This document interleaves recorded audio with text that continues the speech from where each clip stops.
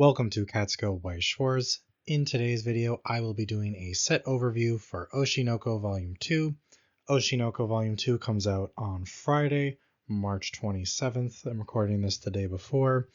This is a set that I think, even though it's early in the year, it's easily going to be the best set of the year so far. Even once we get to the end of 2026 and we look back at the year, it will still be considered one of the best sets released in 2026. That's from multiple different vantage points. From a competitive standpoint, Oshi No Ko Volume 2 is going to have a major and immediate impact on the meta. From a collectability standpoint, it's a very collectible set. Oshi No Ko has a lot of fans. It's a very big show. It's very popular. The release date for Set 2, whether coincidentally or not, it coincides 2 days after the Season 3 finale of Oshi No Ko, which just finished airing Wednesday, March 25th, so yesterday at the time of this recording. And coincidentally, I believe it was yesterday, though I'm sure it actually wasn't a coincidence, on the JP side of things, they announced during a product stream that Oshi No Ko Volume 3 is coming out in JP. I think it's August of 2026, so very, very soon. I am sure that we will get it at some point. Oshi No Ko Set 1 was incredibly popular, both in JP but also in English when it came out. Set 1, Oshi No Ko, came out in, I believe it was September of 2024. And if it wasn't for it was definitely one of the best selling sets of the year. I have no access to hard sales numbers, of course, or anything like that. But just being aware of the general market for Weiss, there was a lot of interest in the first set. The first season of the show really just came out of nowhere and it blew up. The author of the manga is the same guy that did Kaguya-sama, which is a very, very different type of show than Oshi No Ko. But when Oshi No Ko Volume 1 came out in English, just a ton of people wanted to get their hands on it. Definitely still one of the best-selling sets of 2024. 2024 was a pretty tough year. At the very beginning, we had Spy Family come out in January. February was Chainsaw Man. In November of 2024, we also had Frieren, which was massive. So Oshi No Ko sold really great, very popular. I'm sure it brought new people into Weiss, which is always a great thing, just because the show is so beloved and was so popular. I didn't watch the show right away when it first came out, even though I kept hearing how amazing it was. I actually watched it, the first episode, which is like an hour and a half, on the plane when I was coming back from Chicago Trios in 2024. I think it was like June-ish of 2024. And I was just like blown away, immediately became really excited for the set. I bought into the first set very heavily. I haven't played it as much as I should have, even though I played it a good chunk. I think Set 1 was a really great set that had a couple of problems that it really needed Set 2 to address. Fortunately, Volume 2 addresses pretty much all of those problems, while also introducing many new standout cards. It's just a great set overall. This is a video. If anyone was hoping that I would just sort of crap on this set, like maybe I have earlier in the year with a couple other sets, they're going to be disappointed because I have been looking forward to this set a ton. I think a lot of people have. There already seems to be just a ton of interest from people looking for cards, foils, cases, that sort of thing. This set basically, it delivers in pretty much every way that I would have liked. There are only very, very, very minor caveats to this set, but this set basically does everything that I wanted a Set 2 to have. It addresses the problems of Set 1, which we'll discuss periodically throughout the video, but it's also just more Oshi No Ko. It's going to be sell like crazy. Playsets just keep selling out everywhere I look. Every time someone gets new playsets in stock, they just pretty much immediately go out of stock. For the most part, even at price points of $250, $260, I've seen $290 just go almost overnight practically. Shows there's a lot of interest in this set. There are a lot of great cards. Just really, really solid. As usual with my set overviews, I will not be reviewing and discussing every single card that is in the set. That would take too long, and I already am going to spend a lot of time, I'm sure, on this video. So I'm going to just sort of pick out highlights of the set. I'm going to discuss the competitive viability of the set, the collectability of the set, look at most of the combos in the set, as well as a bunch of cool new cards to play with. And yeah, without further ado, let's get into it. As usual with my set overviews, I'm going to start with what I consider are generally the most exciting parts of any new set, and that is the level 3 combos. I know I just sort of glazed Oshi No Ko a lot, really hyped it up. There's a really great level 3 combo in this set. It is the level 3 combo that either you follow the JP side of things and you know it's what I'm talking about, or you don't, and hopefully you will learn why it's so good. I do think this is one of the few areas that maybe could have been a little bit better with this second set, if only because, unless I am mistaken off the top of my head, but we'll see as we go on with the slide, there are only 3 new level 3 combos in the set, which is a little disappointing, especially because one of them is kind of like objectively bad or just not great, even if it's not outright bad, and we're going to get that one out of the way fast. It would have been nice if Bushiroad just gave us some more level 3 combos. Set 1 did already have some solid level 3 combos. Everyone who knows Oshi Volume 1 knows the Kana level 3 choice combo, which is on attack, pay 1, mill the bottom 3 cards of your... on attack, pay 1. If the damage the Kana deals is cancelled, mill the bottom 2 cards of your opponent's deck. For every level 0 card, burn 2. Super powerful combo. In my opinion, one of the strongest level 3 combos in the English game. The reason why it never really took off is because the rest of the deck didn't support it that well. Set 1 had some issues, like not being able to clock yourself during your main phase, that sort of thing. But the combo is still a great combo, so it's not like Bushiroad necessarily needed to give us a whole bunch of new combos, because you still have that. You still have the Ruby level 3 door combo from set 1, which, depending on how many different cards with different names in your memory you have, she'll look at the top 2 cards of your opponent's deck, and depending on their powers, will put them straight into their clock. So it's possible to get up to 2 cards straight into your opponent's clock with the Ruby, and that Ruby's pretty cheap. And there's a lot of new memory support in this to support that. So you have different cards in memory. There's also the trial deck combo from set 1, which is a really simple on attack, pay 1, ditch 1, burn 2, but it's on like the best girl in the set, I, and I has some support around her. It's not like the most amazing thing ever, but it's fun if anyone wants it. So it's not like Oshi necessarily needed new level 3 combos, though I will never complain about getting them. But I will complain by not getting that many of them, I guess, because there is only 3, and one of them is not that great. We'll get that one out of the way because it's boring. It is this Happy New Year Memcho. She has experience. If you have a copy of her in your level, she gets -1 level while in your hand. She also gets 1500 power for each other show business character in your backstage. Show business is either everything between Oshi's set 1 and 2, or it is like 99.9% of everything. I can't think of anything off the top of my head that does not have show business trait, so it should be pretty much anything you're going to be running.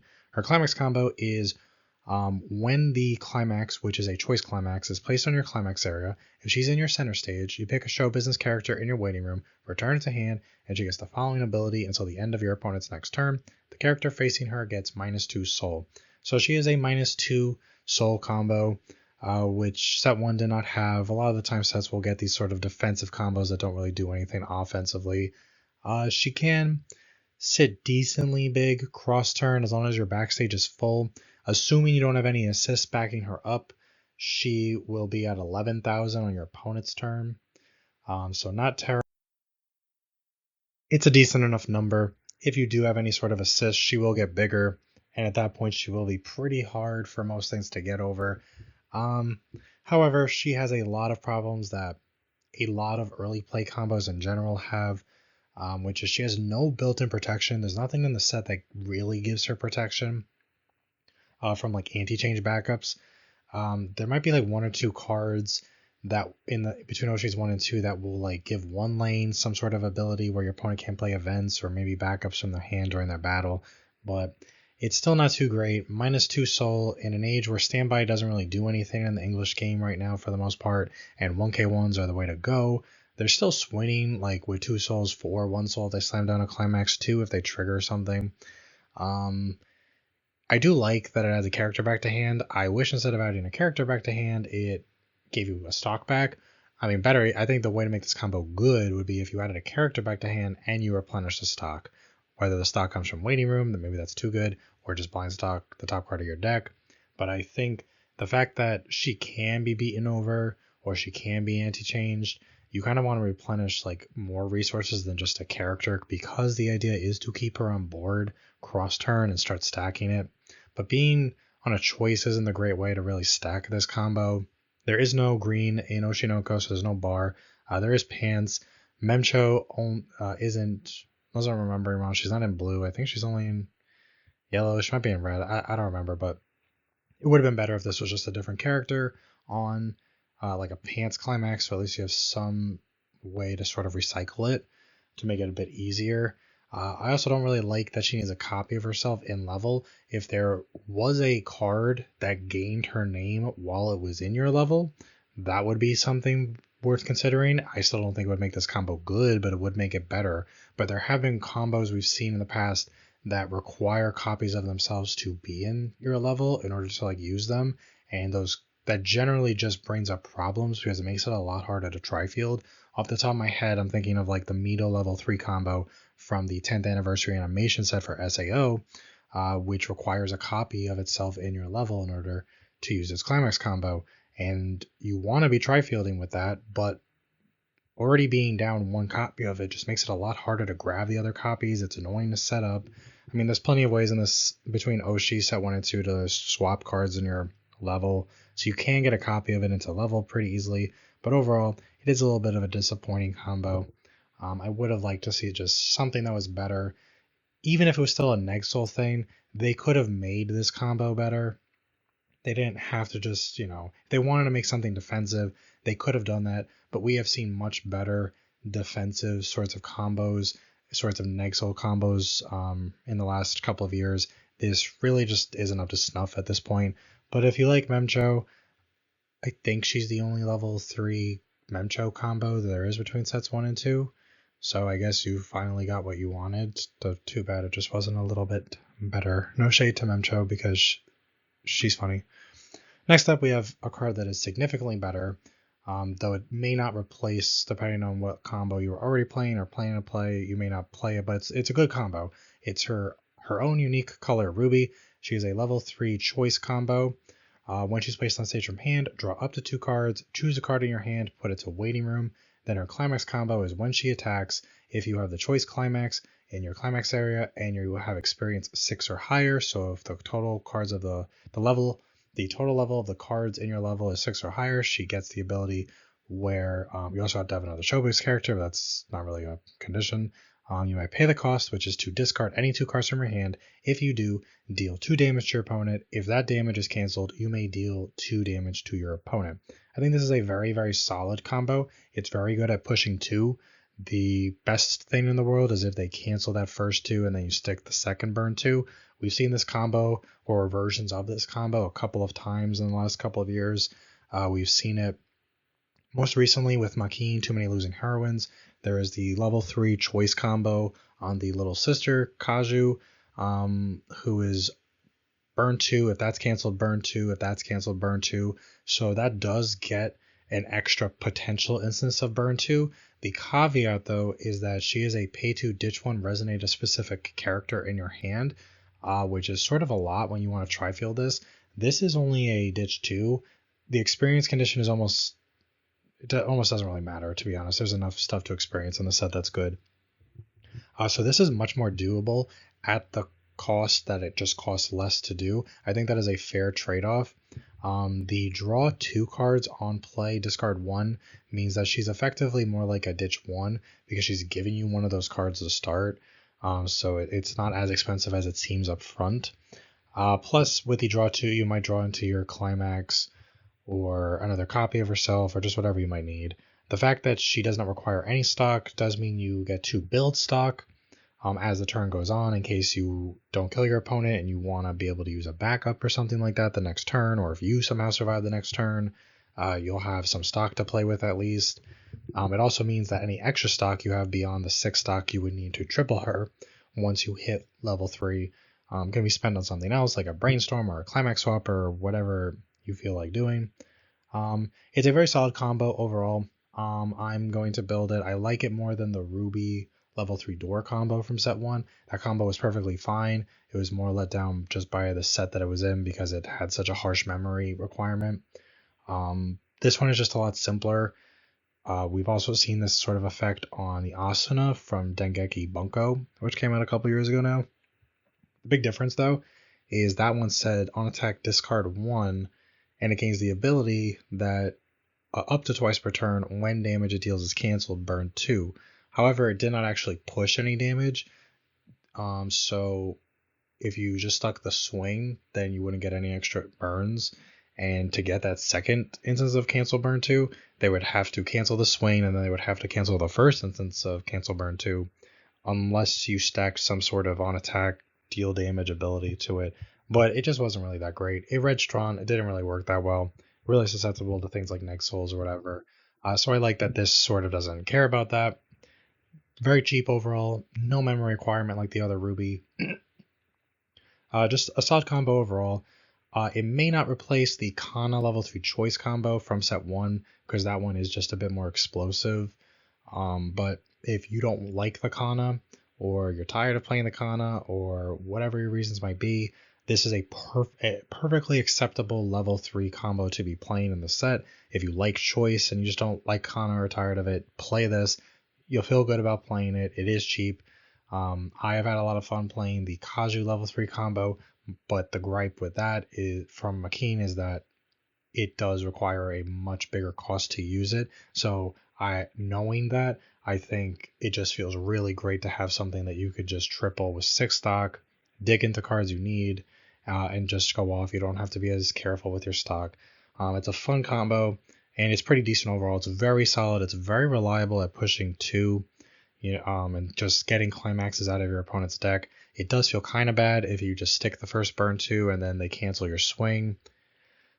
You really do want them to cancel the first burn 2, maybe even cancel the second burn 2, and then stick a 3 or a 4, or maybe even a 5 if you're swinging direct and trigger. But that might be a little too greedy. But yellow is a good color in the set. Choice is very viable. There's lots of choice support in sets 1 and 2. Just a lot of great things. Ruby's a good character, very popular. So very, very solid combo. Next up, we have the star of the level 3 combos for Oshi No Ko Volume 2, which is this On a Starry Night Akane last name. She is on a pants climax. She is very, very, very, very good. I'm very excited to play her. Her first effect is she gets 500 power for each other of your Showbiz characters. She has no on-play effect, but she sort of does with the changer, which we'll look at in a minute. Her climax combo, though, is when she attacks, if you have the pants climax in your climax area, and you have 5 or less cards in your hand, and you have 2 or more other show business characters, so all very, very easy conditions to meet, you may pay the cost, which is a simple pay 1, ditch 1, so very cheap. If you do, you perform the following action 3 times. Put the bottom card of your opponent's deck into their waiting room. If that card is level 0 or lower, deal 1 damage to your opponent and heal up to 1. This card is really, really fantastic.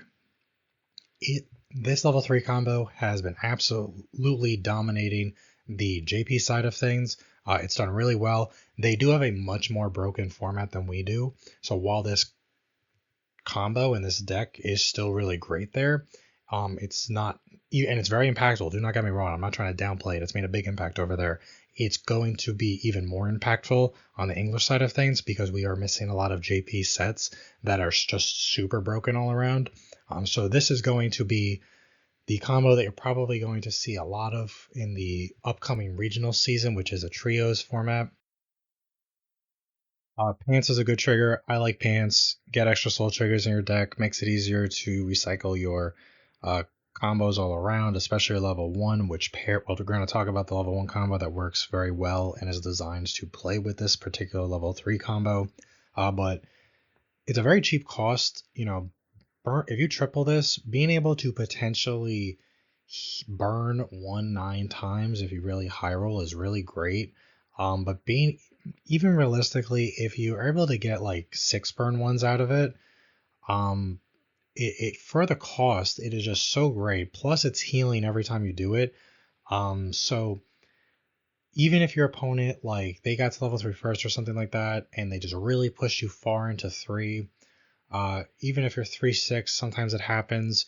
This card will get you back down to 3-0 by the end of the turn, which is just really, really strong. She also is sitting pretty big cross turn. She's not necessarily the biggest level 3 combo we've seen, but plenty of level 3 combos don't maintain their power cross turn, whereas she does. So she will be 11k, assuming you have a full board. Cross turn, she'll be 12k with the climax. This is all before any other sort of assists and everything. And being on a pants climax, if you don't kill your opponent somehow when you're at level 3, and you just heal all the way down to 3, if she does survive, it'll be easier to loop it, plus the cost is so cheap. It's just really, really easy to triple this, and there are other ways in the set to make it even easier to play this combo and really incentivize you to be playing it, such as this acting of a genius, Akane, last name Princess Saya, which is for anyone who's not familiar with Oshi No Ko, they're all in show business. She's an actress. She's putting on a play, and the changer on the left is just the character she plays in a play. This card is when she's placed on stage from hand, draw up to 1, choose one of your other show business characters, and it gets 2k power until end of turn. And then she has the climax combo that when you play the pants climax, that works with the Akane on the right. If you have 2 or more other show business characters, you may send this card on the left to your waiting room. If you do, pick one of the Akane on the right that is in your waiting room, put it on the stage position that this card was in, and it gets 1500 power and the following ability until end of turn. During this card's battle, your opponent cannot play events from their hand. This is this is a really great changer. Drawing 1 is great. It would be nicer if it was a draw 2 ditch 1, only because she summons from the waiting room. So it would be nice to be able to maybe get some of your Akanes out of your hand and into your waiting room. But there is another card we're going to talk about when we discuss level 0s that makes it easy to get Akanes you don't need in your hand but need in your waiting room to actually get them there while also summoning cards. But I think this changer is great. 1500 power is good. So if you have a full field, she is going to make your Akane 13-5 offensively with the climax. Plus, just giving it the ability that your opponent cannot play events from their hand. Really fantastic. It's always nice when your opponent can't do things. Very often throughout the history of Weiss, when we see characters have, like, most of the time level 3 climax combos, they will either heal on play, they will salvage a character, they'll search a character, they'll dig for a card, they'll draw a ditch, but they won't do all of those things. Sometimes they will also give that sort of event protection or backup protection, but it's sort of like pick one and that's what it will have. It won't be able to do all these things. However, if you play this full package, not only will you draw a card, not only will you summon your Akane for free from your waiting room. It'll be the same stock requirement as if you played it from your hand, but you don't need it in your hand, which can be very, very helpful. Not only will it be swinging big, not only are you going to be healing up to 9 times, which is possible if your opponent uses a burn backup or 3 of them, but also giving it event protection. Super, super strong. Really great package. Generally, people will pay like 2 to 3 copies of the changer on the left. Some people really love the Akane. Some people aren't as big a fan of it. They say the Kana from set 1 is better. Some people don't like the Kana from set 1 and say this is better. I think it's kind of funny how both of those combos, they require hitting on zeros from the bottom 3 cards of your opponent's deck. The Kana does have the potential to put out bigger numbers at the cost of healing less. It doesn't have this change package. I think at the end of the day, it really comes down to personal preference and what you're trying to do with your deck and how you play and what the current meta is. However, I expect that because this Akane is such a good card and has so much support, including a brainstorm tailor-made for it, as well as a level 1 combo that pairs with it, and just all the support that's in the set for it, and just how good it is to heal a bunch, how important it is to be able to have event protection. I was at the Philadelphia Regional this past weekend, and I did get rest countered in my Nikkei match, which I knew he had, but I really had no way to play around it. So being able to just sort of stop that is really, really nice. It's a really great card. potentially doing burn 1 3 times, depending on your opponent's deck state, before you get to your swing can be absolutely devastating. Multiple ping 1s are just very, very strong. They're a great way to snipe climaxes. They're a great way to deal reliable damage. Burn 1 is pretty bad. Burn 1 twice is decent but unexciting.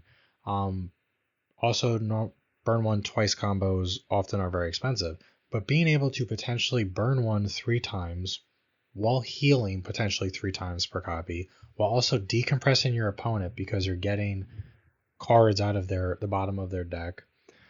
It just does a lot of good stuff. It's very cheap. Akane is easily second best girl. Not that factored into how much I love this card, but the art is beautiful. It just has a lot going for it. I think we're definitely going to see Oshi make a much bigger impact now with set 2 releasing than set 1 did. I think there are going to be plenty of people that are just going to stand by a choice. They'll just add some of the new stuff in. They'll still use the Kana combo from set 1. But I think most of what we're going to see going into teams is going to be this Akane. Just a really, really great card overall. Not much more to say about it. I've already talked it up a bunch. It's definitely something you have to be prepared for. A big advantage that this does have over the Kana is actually in is sort of the mirror match, but also just if you're versing against the Kana. The Kana level 3 combo requires experience 6, whereas this does not require any experience at all. So you can be leveling your zeros to get zeros out of your deck so that your opponent is less likely to hit on zeros, so they'll be less likely to deal damage to you. That is a benefit that mostly only affects the mirror matchup or the Oshi mirror, but when they're playing Kana. But really, really great card overall.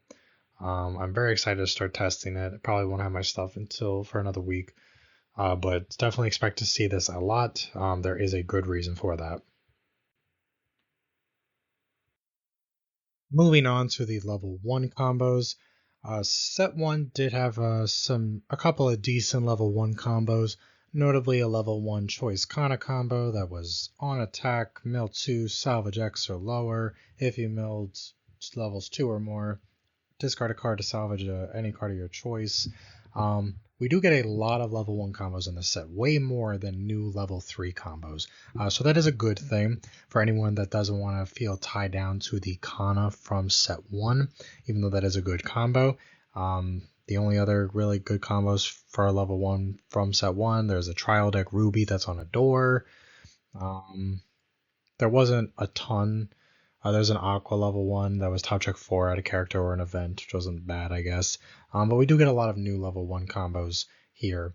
Most of them are decent enough. We're going to cover all of them in most of my set overviews. If something is like noticeably just terrible and not worth playing, I usually won't discuss it, even if it's a level 1 combo, which I do like to generally cover all the combos.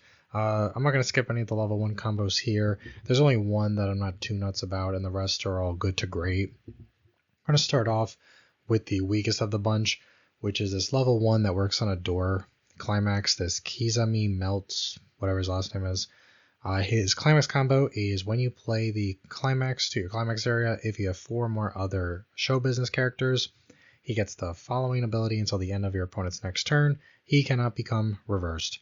When he attacks, he gets X power. X is equal to the number of your opponent's characters, number of characters your opponent has times 1,000. This combo is fine. It's not great. I'm not going to say it's objectively bad, but it rests somewhere between bad and the bottom tier of okay. And that's a very tepid okay. I think this combo would be way better. It wouldn't be great, but it would be a lot better if it did not need a full field. Full field combos, I haven't had many opportunities to complain about full field level 1 combos on this channel outside of, I think, the Urza from level 1 in Fairy Tail, which just came out. Full field level 1 combos, anyone that is not super familiar to Weiss, maybe you're just getting into Oshi, or you're getting into Weiss because Oshi set 2 is coming out and you want some Oshi cards, they sound easier to pull off than they often actually are. I know that because when I first got into Weiss, I really liked Shion from Slime, and she had just gotten a level 1 choice combo. but it required a full field, and everyone was telling me, it's not the most consistent because it's a little tough to do at 1, and I thought that was silly. I'll just play more characters. It is a real condition to think about at level 1. At level 3, it's an important condition to think about for other reasons, but it's easily doable at level 3. That's not a problem. At level 1, it's a serious problem.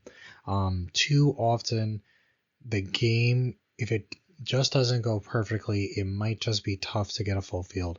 It's really easy to get 3 or 4 characters at level 1, and you think, oh, well, if you got 4, then you should be able to get to 5. Sometimes the game just doesn't work out that way. And for needing a full field at level 1, I think your combo at level 1 needs to just do a lot more than this does.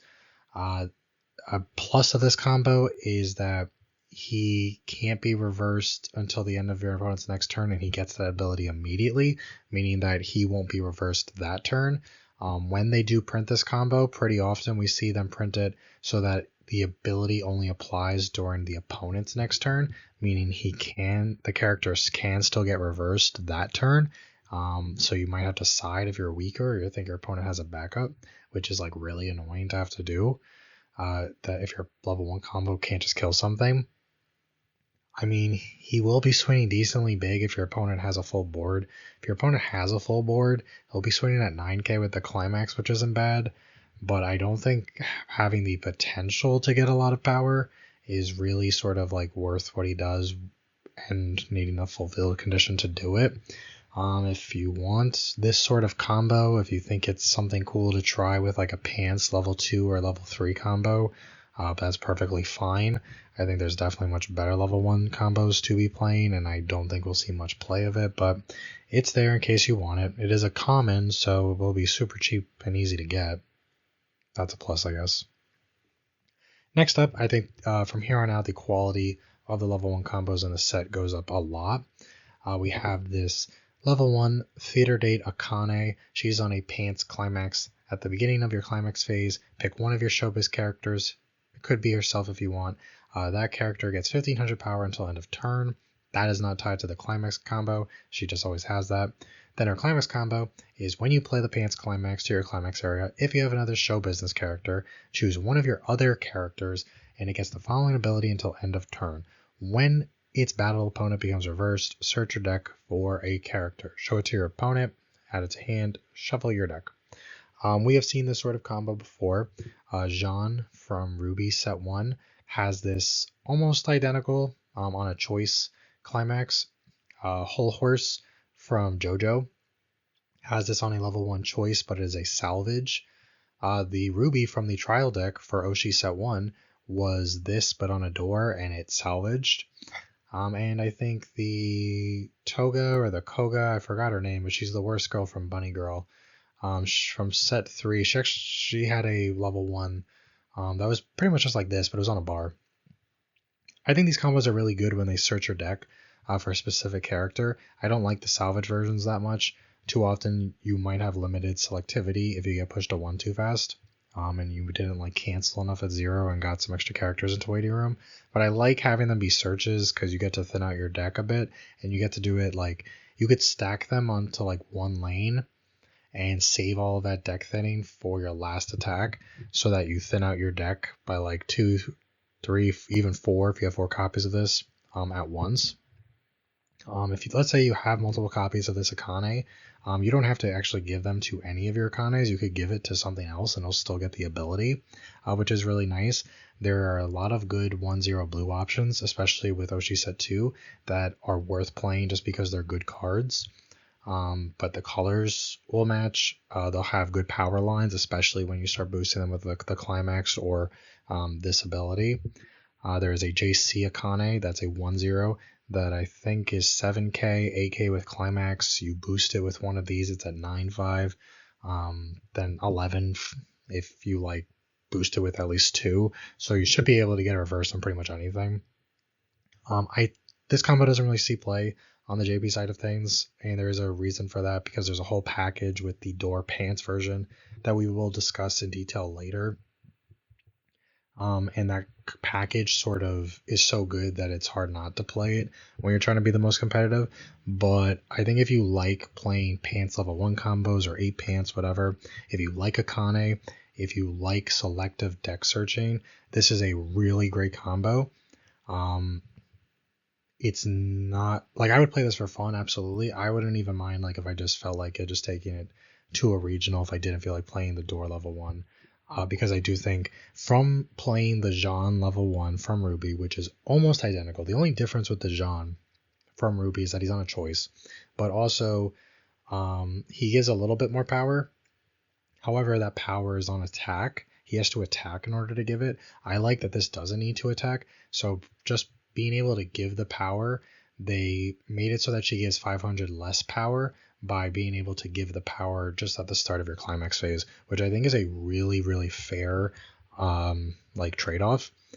It almost doesn't feel like a trade-off. Now you can just plop these in the back row and not have to worry about swinging in order to gain power. But I play the John a lot in Ruby. It feels really great to just plop 3 or sometimes 4 if you high roll onto your final attacker, and you just thin out your deck by a lot of cards right before passing back to your opponent. It's a good feeling to get that sort of compression. This is a combo that doesn't really help you though if you're already out all of your climaxes. It will only take a few cards out of your deck. At that point, you'd probably wish you were playing like the Aqua level 1 or the Kana level 1 from this set, which we'll talk about. There's things that dig through more cards in your deck, but sometimes it is what it is. Being on a pants means that it's easier to loop this, which is really nice. Having access to the suite of 1-0 blues that Oshi has feels really good, makes it even easier to loop this, especially with the 1-0 Kane that is in the set we'll discuss that it's a JC, makes it really easy to loop it. And just slamming a climax every turn, thinning your deck out every turn, getting specific cards to your hand every turn, taking cards out of your deck that you don't want in your deck for whatever reason, whether it's soul triggers, you don't want to be triggering as much, or you don't want things stuck in clock, whatever it might be. It's just really, really good. I think at a locals level, Akane is a popular character. It is a good combo. It's on a good trigger. I think this will be something that you would see decently enough if you have a good sized locals, often enough if people feel like taking a break from like the super quote unquote meta version of Oshi No Ko going forward, because it is just solid. One downside to this is that it does require reverse, which isn't always great. However, we have like a pretty different format than JP. There are decks in English that run JCs, which stands for jump counters, and for anyone unfamiliar, a jump counter is something that says when one of your other characters is attacked, you can pay some sort of cost. Usually it's pay a stock and send your jump counter to the waiting room, and then you get to bounce the character that's being attacked back to your hand. So if your opponent's playing a JC, that would deny you one of the lanes. However, you could just swing into the JC first and then it'll be there unless your opponent has 2 JCs and then has a third open lane. I think your opponent would have to do a lot of mental gymnastics and have to add a lot of cards just to sort of deny you this. They could crash if they want, so if you're playing this, you have to be mindful to just make sure you keep some lane that your opponent's not going to be able to crash over. So just keep that in mind. But I have not really had much of an issue in that sense when I've played this in Ruby, this combo. Usually you're always going to be able to get one lane as long as you are mindful of it. So I don't think that's really an issue. And it is possible. So there are some backups in some sets that will have some sort of condition where you have to sack a character from your stage in order to use the backup. Your opponent could sack the character that you're attacking with, so that is something to be mindful of. Most sets don't have them, or they don't have them at level 1.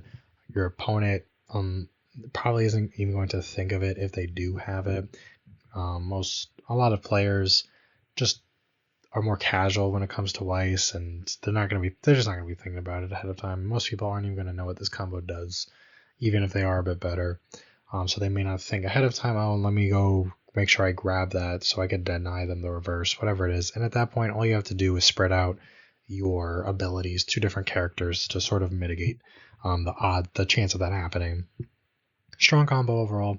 I do like it, not just because it's second best girl, just very decent overall. Largely because it does have some good support, not direct support. There's, to my knowledge, unless I missed it, there's nothing that like specifically boosts this Akane in any way. It's just that blue 1/0s are abundant in Oshi, and there are some really good ones, and that really helps just make this better. Moving on, have this Which One to Choose Memcho. She is a 1/0 choice combo. Her non-climax combo effect is during your turn, if you have 2 or more other show business characters, she gets 2000 power, so she's 6/5 before any other sort of buff. Her climax combo is something we have seen a few times in English, very standard, but not bad. If you have experience 2, when she attacks, if you have the choice climax, discard a card. If you do, look at up to 3 cards from the top of your deck, choose up to 3 show business characters from among them, reveal them to your opponent, add them to hand, send the rest to waiting room. We have seen this before in Denmachi. There is a green 1/0 combo on a Ryu that it's on a bar, is exactly like this. We've seen it in Quince, which is on a door. We've seen it in Bochi, which is also on a door. Slight difference is that with the Bochi one and the Quince one, the Bochi one and the Quince will also grab specific events, not any event, but they can grab specific events if you're playing them. In the Quince one, it doesn't matter because no one ever plays it, but in the Bochi one, it is pretty relevant. This one does not grab any sort of events, so it will whiff on events. That doesn't mean you can't play events, it just means that you will whiff on them if you reveal them, so it is something to keep in mind. But if you're not playing events, this thing will only whiff on non-show business characters, I guess, which wouldn't be much, if anything, and climaxes. There is always a chance that you see through climaxes. It happens. It doesn't happen often. It's not something I've played Itsuki Quince with this effect for years, and since it came out in set 2 of Quince, I love the combo. Sometimes you have a bad game, but what combo always hits exactly the way you want it to hit? Sometimes things are just not going to work out well. It happens. It's Weiss. There are people, the biggest complainers about this combo is the fact that unlike Quince, which has 2 really good level 0s that you'd want to be playing most likely anyway, there are these level 0s that have, one's a brainstorm, one is another that has some other really good effect, but most importantly they give +1 hand size. So you plop them in your back row. They're really good back row cards. At that point, you go up to a +9 maximum hand size. There is nothing in Oshi that gives you +1 hand size. A lot of people say this combo is bad because of that. While I think it would have been nice to have +1 hand size, I do not think that should disqualify this combo from being good. I have played this combo outside of Quince with the plus hand size in SAO's 10th anniversary animation set, which there's a level 1 green Mito that's on a bar. Same condition as this, experience 2, discard on attack, look at up to 3. That one does not have +1 hand size. There's no +1 hand size in that set. And yet it's worked perfectly fine for me. There is an advantage to playing this sort of combo over the Kana level 1 choice combo from set 1. I am not saying this combo is better than that or suggesting that, and I don't actually think this combo is better than that Kana, because that Kana is really good. But I do think this combo is good, despite people complaining about the plus hand size issue. An advantage to playing something like this is when you're playing a traditional level 1 combo, like let's just say the Kana from Oshi set 1, you really are incentivized to try field it in order to get back as many cards as possible, because each one is only grabbing you 1 additional card. Yes, the Kana can grab you up to 2 cards, but if you want the second card, you have to discard 1, so you're not actually plussing on it. You're only plussing on the initial mill of the Kana, so you're only getting 1 new card, only 1 extra card to your hand. This has the potential where if the game is going bad and you're bleeding hand or something like that, you can very easily turn low resources into a lot more resources, and it makes it so that you don't have to try field this to feel good about it. It's very easy to just play 2 copies of it and refill your hand. You could even play 1 copy of this and at least get some cards back. This also does process up to 3 cards, which is nice. Having that little bit of extra deck speed will come up sometimes. 3 isn't that big of a difference from 2, but if you're out 8 climaxes, every card is really going to count and you're really going to feel it then. Not that it's an important enough distinction to play over something like the Kana. But I think it's very economical, this card, as someone who has played it again. Even if I'm factoring out mentally, what if I never had those +1 hand size cards in Quince with the Itsuki that does this effect? Just being able to turn very few cards into a lot more cards is very strong. Let's say I had a really rough level 0 game and I'm bleeding hand. Let's say I get 2 copies of this Memcho out. I get a third attacker. I'm down to 2 cards in hand. One of them is my climax. I play the climax. I'm down to 1 card in hand. Well, that 1 card, if I don't whiff on it on the Memchos, that 1 card will turn into 5 cards. Whereas if it was the Kana or something else like a normal level 1 combo, I would only go up to 3 hand size based off of just playing 2 copies of my level 1 combo. Because the Kana on attack will ditch that last card in hand, reveal 3 characters, add them to hand. The second Kana will ditch a card, now you're down to 2, you reveal 3, add them to hand. Now you're back up to 5, so you started your climax phase with 1 card in hand, your attack phase with 1 card in hand, and you end your attack phase with 5 cards in hand. It's not the most selective, but economically it is very good. It does refill your hand. It can get you out of tight spots. I've experienced that plenty of times with Itsuki. Experienced it plenty of times with the Mito from SAO. I've had rough games with Itsuki where I ended my turn with like 6 cards in hand, even though I had the option to go over hand size because I had those cards on my board, but the game was just going rough for me. And just being able to grab just a whole bunch of things for the next turn, it does help. There is an advantage to this, so I won't harp on it, but I have seen a lot of people just sort of laugh at this card. It is a good card. It's not something you're going to see top very often in the 8 choice build because most people will be on the Kana, and the Kana is fantastic. I do personally prefer the Kana, but I do think this card is good, and it is. If you like Memcho, you're probably going to play this anyway because it is a good card. And if you're just looking for something different, it is not a bad level 1 choice combo to be playing. It is pretty decent overall. The last advantage I could think of before I move on to the next card is that because you don't really have to tri-field this, there are a good number of 1/0 yellow characters in Oshi that have like some good effects, and you could put one of those in your third lane if you play out 2 of this Memcho, for example. Like in set 2, there is a new Ruby that has the potential to stock charge you, which is an effect we see many times at level 1. So your third lane can be used for something like that. So you can get a little bit of variety with your level 1 gameplay, and there is an advantage to that. I am not going to necessarily make the argument that advantage is better than playing something like the Kana from set 1 in this set at level 1. If you're playing choice at level 1, just that it is something to consider where, yes, you don't get +1 hand size, you have nothing that does that, but it's not like it's all bad. You'll still have a full hand. It's fine.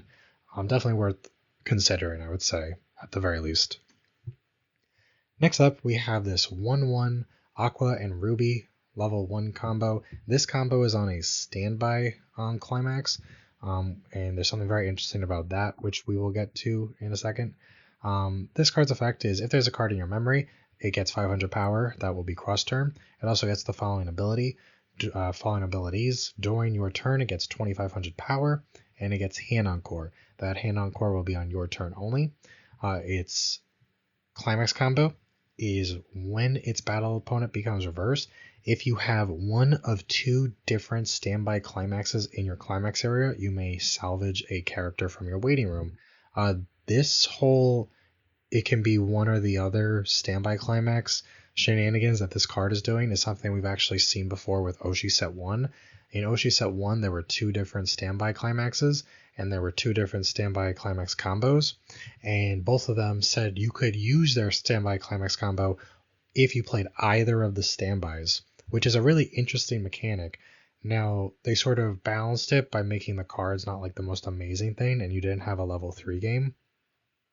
However, the 2 cards that work on the 2 standby climaxes in this set, which notably are different from the standby climaxes from the first set, so you can't mingle the cards from the first set of the standby combos with these, because these new standby combos only work with the standby combos in this set.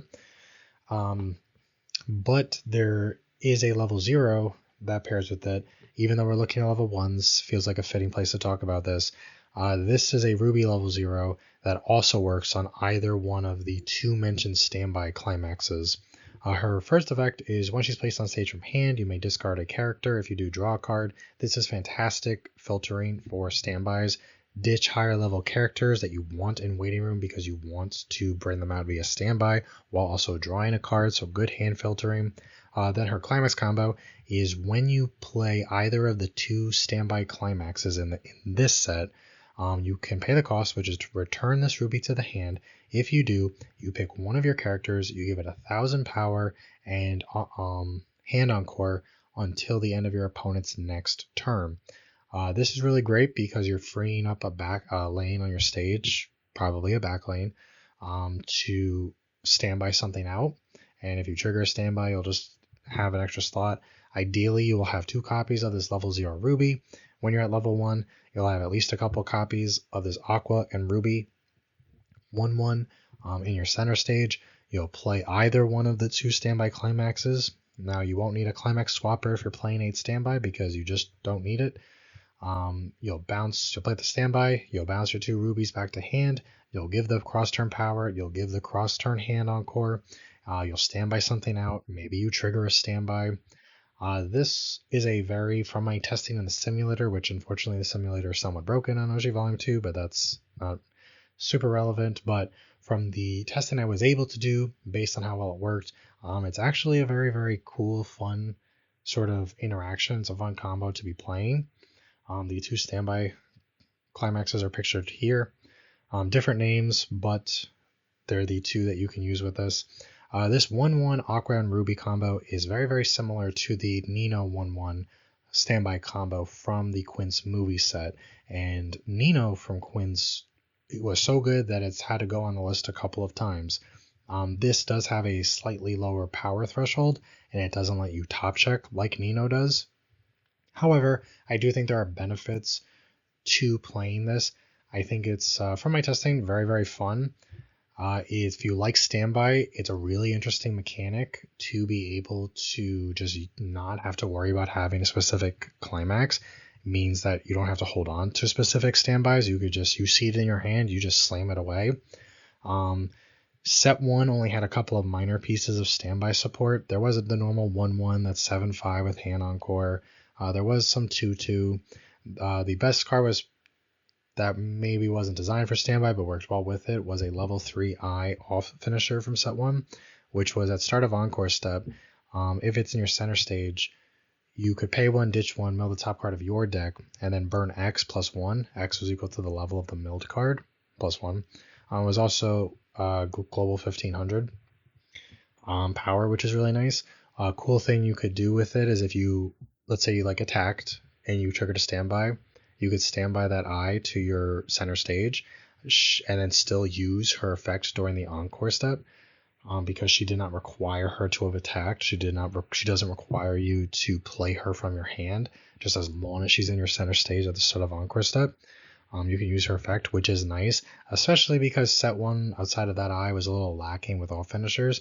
But in set 2, we have 2 pretty good off finishers that are pretty economical, especially in an 8 standby build.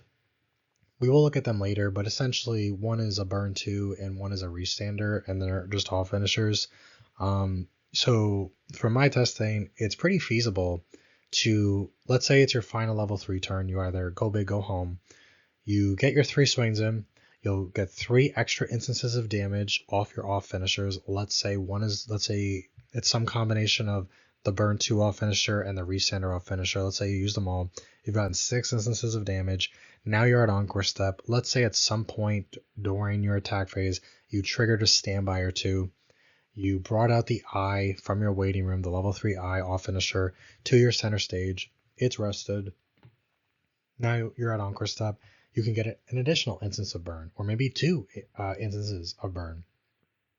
At that point, you're looking at 7 to 8 instances of burn during your turn, which is very, very solid. There's been a growing trend in Weiss recently where the more powerful climax combos at level 3, they tend to deal multiple instances of burn. And even though this isn't tied to a climax combo, which makes it even easier to pull off actually, it's the same concept. And because you're on standby, your stock threshold for doing so isn't going to be as high as if it was on something else, especially if you stand by one or two of them out when you're at level 2.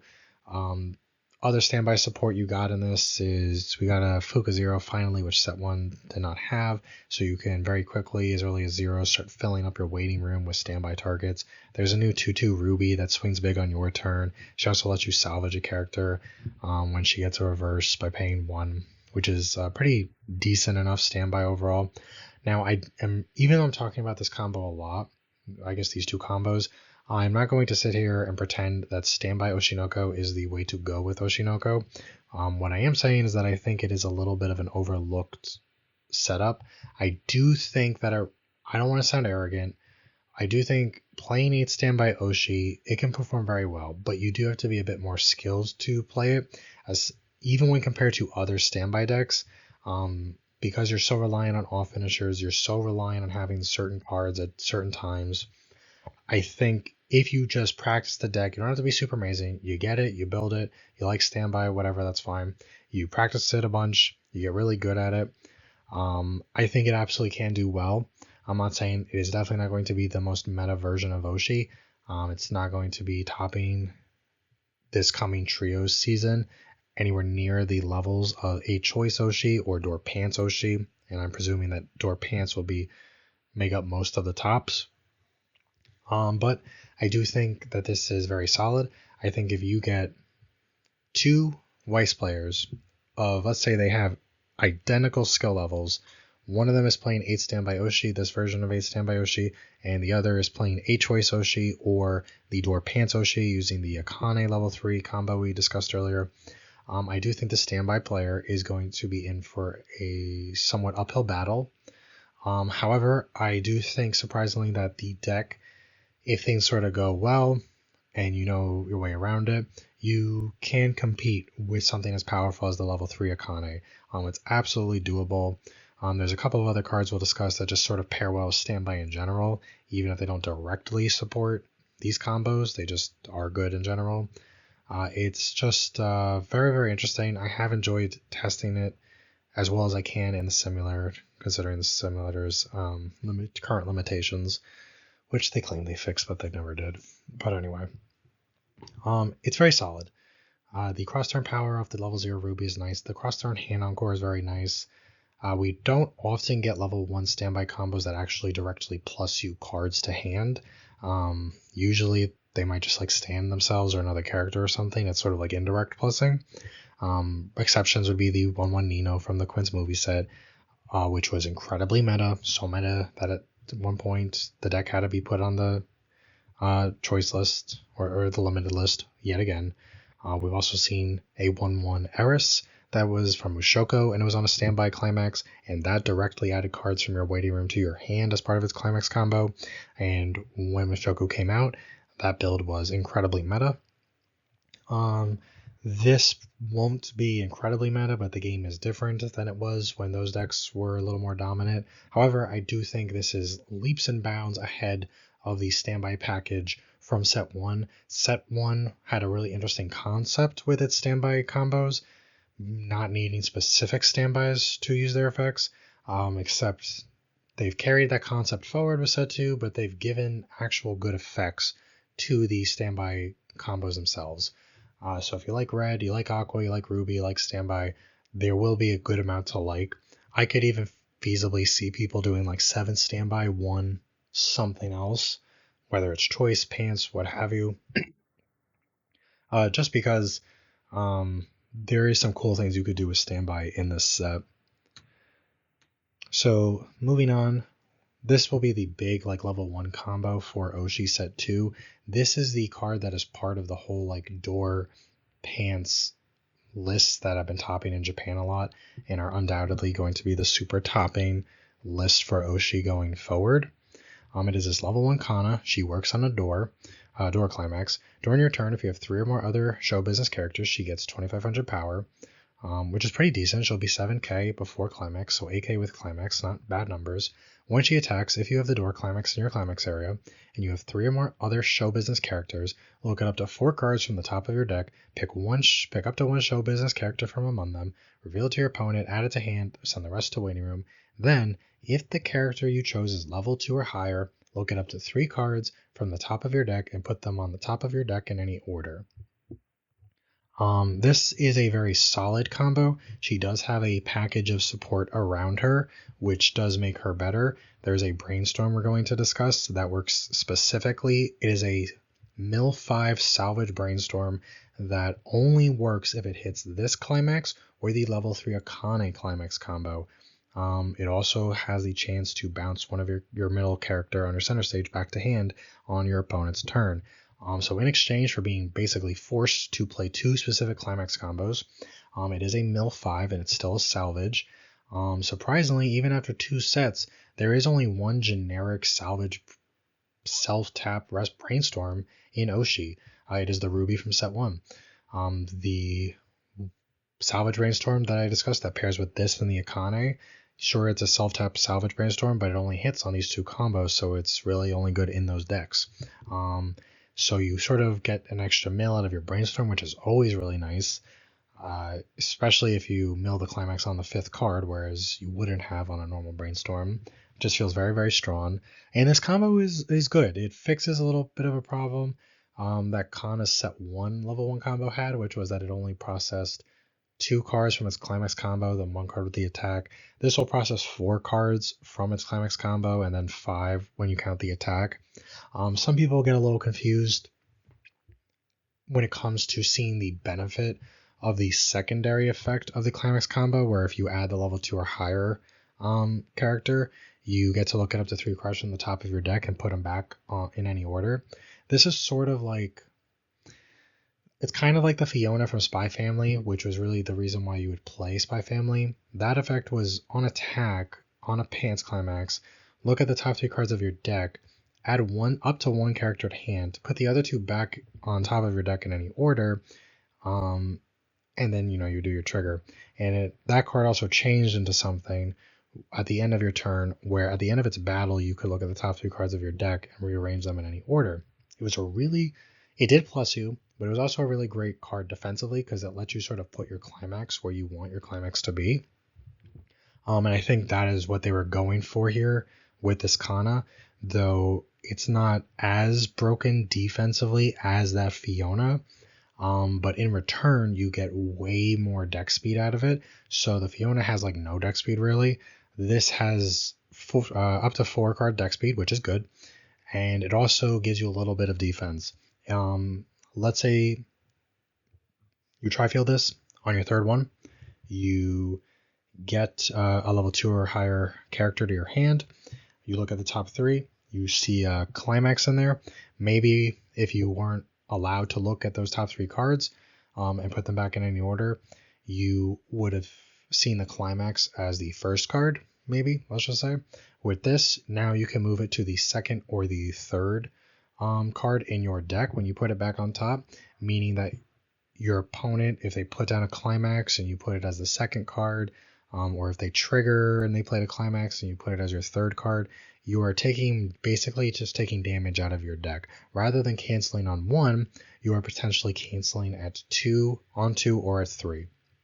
Which means you're just taking, if you cancel on 2, you're taking 1 extra dead card that would have been damage out of your deck. Cancel on 3, you're taking 2 cards that would have been damage out of your deck. It does also have some benefits, though not as many, when you see a level 2 or higher character and add it to hand on, let's say, the 1st swing. It's very deck dependent at that point, but maybe what you see in the top 3, maybe you see like a level 2 or higher, and then you see like a couple of a climax in there. Now when you go to your next Kana, maybe you could have moved another character on top and you sort of just stop at 1 and you just grab it there, and then you just continuously push the climax down. It is a little bit harder to do that with this compared to the Fiona, because the Fiona from Spy Family did do it a lot better, but that is something to think about with this. but I think you are trading pure defensive power that you get from the Fiona for a good combination of offense and defense. And it's just something to think about. This combo is super popular. It is a good combo for sure. There's no taking away from the combo. Some people do prefer Kana's level 1 choice combo from set 1. But there's a reason why the package works so well and is so dominant in the JP meta and will be so dominant here. It is just a good level 1 combo. It's in a good color. It's on a good trigger. It's on a door. The effect is very good. It's always great to see level 1 combos that do multiple things. This will add look at top 4, but being able to also rearrange top 3 potentially. It's not going to break the game or anything, but I have played against people playing the JP version of this, and they just like set up their climaxes perfectly. Like they were crashing their board into mine, and they knew that I would be like swinging for 3 the next turn, and they just moved the climax to the 3rd slot. At that point, it feels really powerful defensively, just taking all that damage out of your deck. And basically just like getting a cancel out. Plus, the brainstorm is just so good. If you have any problems with this combo, if you're not completely sold on it, I would say the brainstorm, which we will look at, but I basically already said what it does. It is just such a strong brainstorm that it's a really broken brainstorm, to be honest. I mean, the only downside is that it's locked to 2 specific climax combos, which is more than fair considering what it does.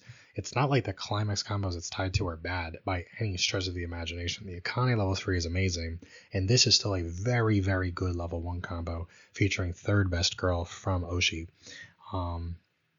And she's very popular. So overall, a lot to like about this combo. Definitely expect to see a ton of this combo going forward as we enter the trios format. Moving on, going to talk about one level 2 combo in the set. Technically, there are 2 other level 2 cards that do have ties to it's like climax combos, even if they're not technically a climax combo, but they're not really worth talking about in my opinion. Lots of sets get level 2 combos. I often don't cover them because they're usually not that great. I think the one that I'm going to discuss though from this set is I'm not gonna say I'm covering it just because it's funny. I do think there is value to it, for sure. So we'll just discuss what it is. It is this Cold as Ice Aqua, whatever last name. I think that's just the name of his character from the play. For anyone who isn't familiar with Oshi, and in case I didn't explain it already, I've had to record this video piecemeal because I keep getting interrupted, so I can't remember if I already explained it. But in season 2 of Oshi, they're putting on a play, and so you see all this art of them as their characters, and I think Toki is just his name in the play. But he is a 2/1 who is on a pants climax, which is pretty important in my book. We'll discuss why. He gets 1,000 power for each of your other show business characters. So if you have a full field, he will be at 10k before any sort of assist, buffs, or climax buffs. His climax combo is when you play the pants climax to your climax area, your opponent puts the top X cards of their deck into their waiting room. X is equal to the number of show business characters you have times 4. Now, notably, he is times the total number of show business characters times 4. Very often, cards will say they will not include themselves when they're counting towards an effect. So if you have a full field, if you have 5 characters on your stage, each copy of this Aqua will immediately mill 20 cards from your opponent's deck because it is at climax placement, which means right off the bat, your opponent is going to be milling 60 cards from the top of their deck if you manage to tri-field this. I think this combo is very interesting. It may not see a ton of play because it doesn't necessarily have the most closing power, but if you are able to tri-field it and you get a full board and you mill 60 cards from your opponent's deck before you even get to your attack phase, at that point in the game, that is pretty close, if not a full 3 refreshes, which is like 3 guaranteed damage almost, depending on how many cards are in your opponent's deck. It might be close to a full refresh, so you might like not get to the 3rd refresh unless your opponent really had a fat deck. But if they have a fat deck, it means they have no stock and no hand really. But anyway, You might not get to the full third refresh until 1 or 2 attacks go, but that's still very good for a turn, especially because it actually is sitting very respectably. 10k with a full field. You can just play assists with this, so you plop some assists in your back row. He won't generate you stock, but like if he survives the next turn, it doesn't really matter. You can use backups to protect him. He keeps his power cross turn, which is incredibly important. If he did not keep his power cross turn, I would not mention this card. There is a 2-1 combo from Azure Lane Volume 2 that's on a bar. I think her name was Shamanto, and she had the effect to like salvage or burn and mill, and a lot of people are really hot on it. My big complaint with that combo is the fact that it was actually really weak cross turn.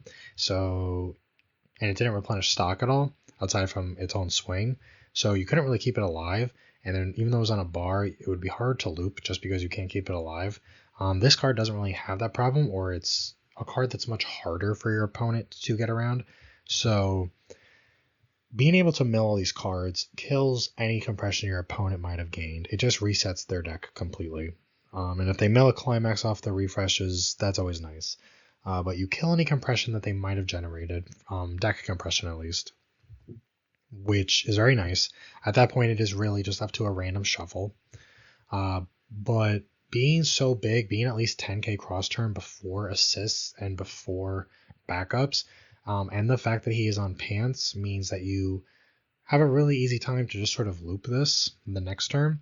At that point, if you're able to tri-field this 3 turns in a row, not 3 turns, well, yeah, 3 turns, but if you tri-field it 2 turns in a row, you've processed 120 cards off of your opponent's deck, which is like kind of just crazy.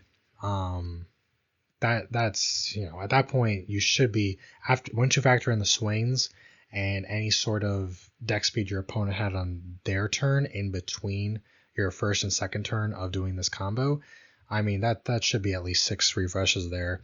And at that point, you just think of it as 6 uncancelable points of damage. Not bad. It's not going to see a ton of play. I think at a locals level, people are going to find this is going to be a fun card to play. It's definitely funny. I will play it. I would never take this to a regional. But it's a fun card. It's kind of cool that they made it. I think considering what it is, they kind of just made it basically as good as they could make it. It doesn't need to replenish stock because it only costs 1 stock, so it'd be unfair if it gave you stock 2. It doesn't replenish hand because it's already sitting really big and it's basically dealing damage for free, essentially. Only real downside is that once your opponent hits level 3, if you still have these out, you're really helping them with setting up side attacks if they want to, because he's level 2, that's a good number to side against. But it's fine. You're playing this for fun anyway. You're playing it because you like pants. You're playing it because you like aqua. Playing it because you like just getting your opponents a refresh like 6 times over a couple turns. It's a cool card. Even if it's not objectively the greatest, it's a common, so it's gonna be really easy to like get. So if like anyone's gonna go to an Oshi Meister Cup and they don't want to be buying like double rares and stuff, this isn't like terrible. There's enough to like make a deck with this work, and I think that's perfectly fine. So for what it is, it's pretty good, even if it's not something you're really ever going to see at a regional, or if you do see it at a regional, it's probably not going to do too great. But at a local level, I would have a blast playing this, and I think I'd find it really funny if someone did it to me. Moving on to the notable level zeros of the set, this is also one of the most exciting parts about Oshi No Ko Volume 2. Not just because the zeros in the set are good, because they definitely are good, but because they fix the biggest problem that Oshi Set 1 had. And the big problem with Oshi Set 1 is that it had actually a good amount of good level zeros, but they were all weak as shit, to put it bluntly. So many of them are 500 power, and I have no idea why. Everything is 500 power, or maybe it's 1,000 power. Your characters were just not killing. They just weren't living cross turn most of the time. And when you're not killing your opponent's characters, you're letting them just build resources and not have to spend resources to get more hand. And you're also just tri-fielding 3 new characters every turn because everything you have keeps dying. The clean cut, which I love from the set 1 from the trial deck, it's also a climax swapper. However, it's also only 2,000 power, which is kind of weak for a clean cut. So that doesn't really solve the problem.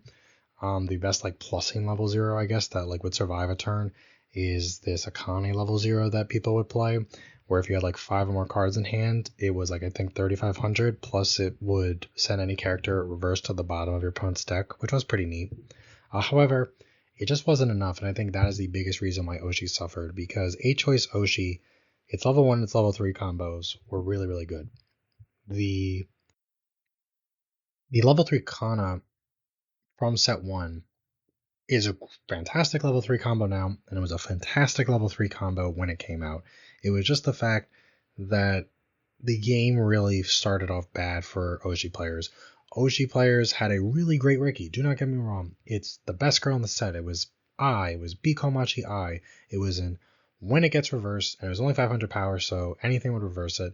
When it gets reversed, pay 1, clock yourself from waiting room, send the I to memory, search your deck for any character. I think it's a fantastic Riki. The problem with Oshi Set 1 is that that was the only Riki in the set. It was also the only thing that lets you clock yourself on your turn and deal damage to yourself on your turn, which meant that you were basically locked out of leveling yourself up. This set, Oshi 2, absolutely fixes that problem. It also fixes the problem of having very weak level 0s. We get some level 0s that have great utility but also have power. So not only are they killing an opponent's level 0s, they might also survive the following turn, which drastically helps your game. You get deck speed out of them now. You get plussing cards. You get more utility. Oshi Set 2 could have had no new combos, and it would have been so welcome anyway, just because of the level 0s that are in it. I've tested them a bunch in the simulator. They're really great. A lot of the 0s people play on the JP side of thing are from Set 2.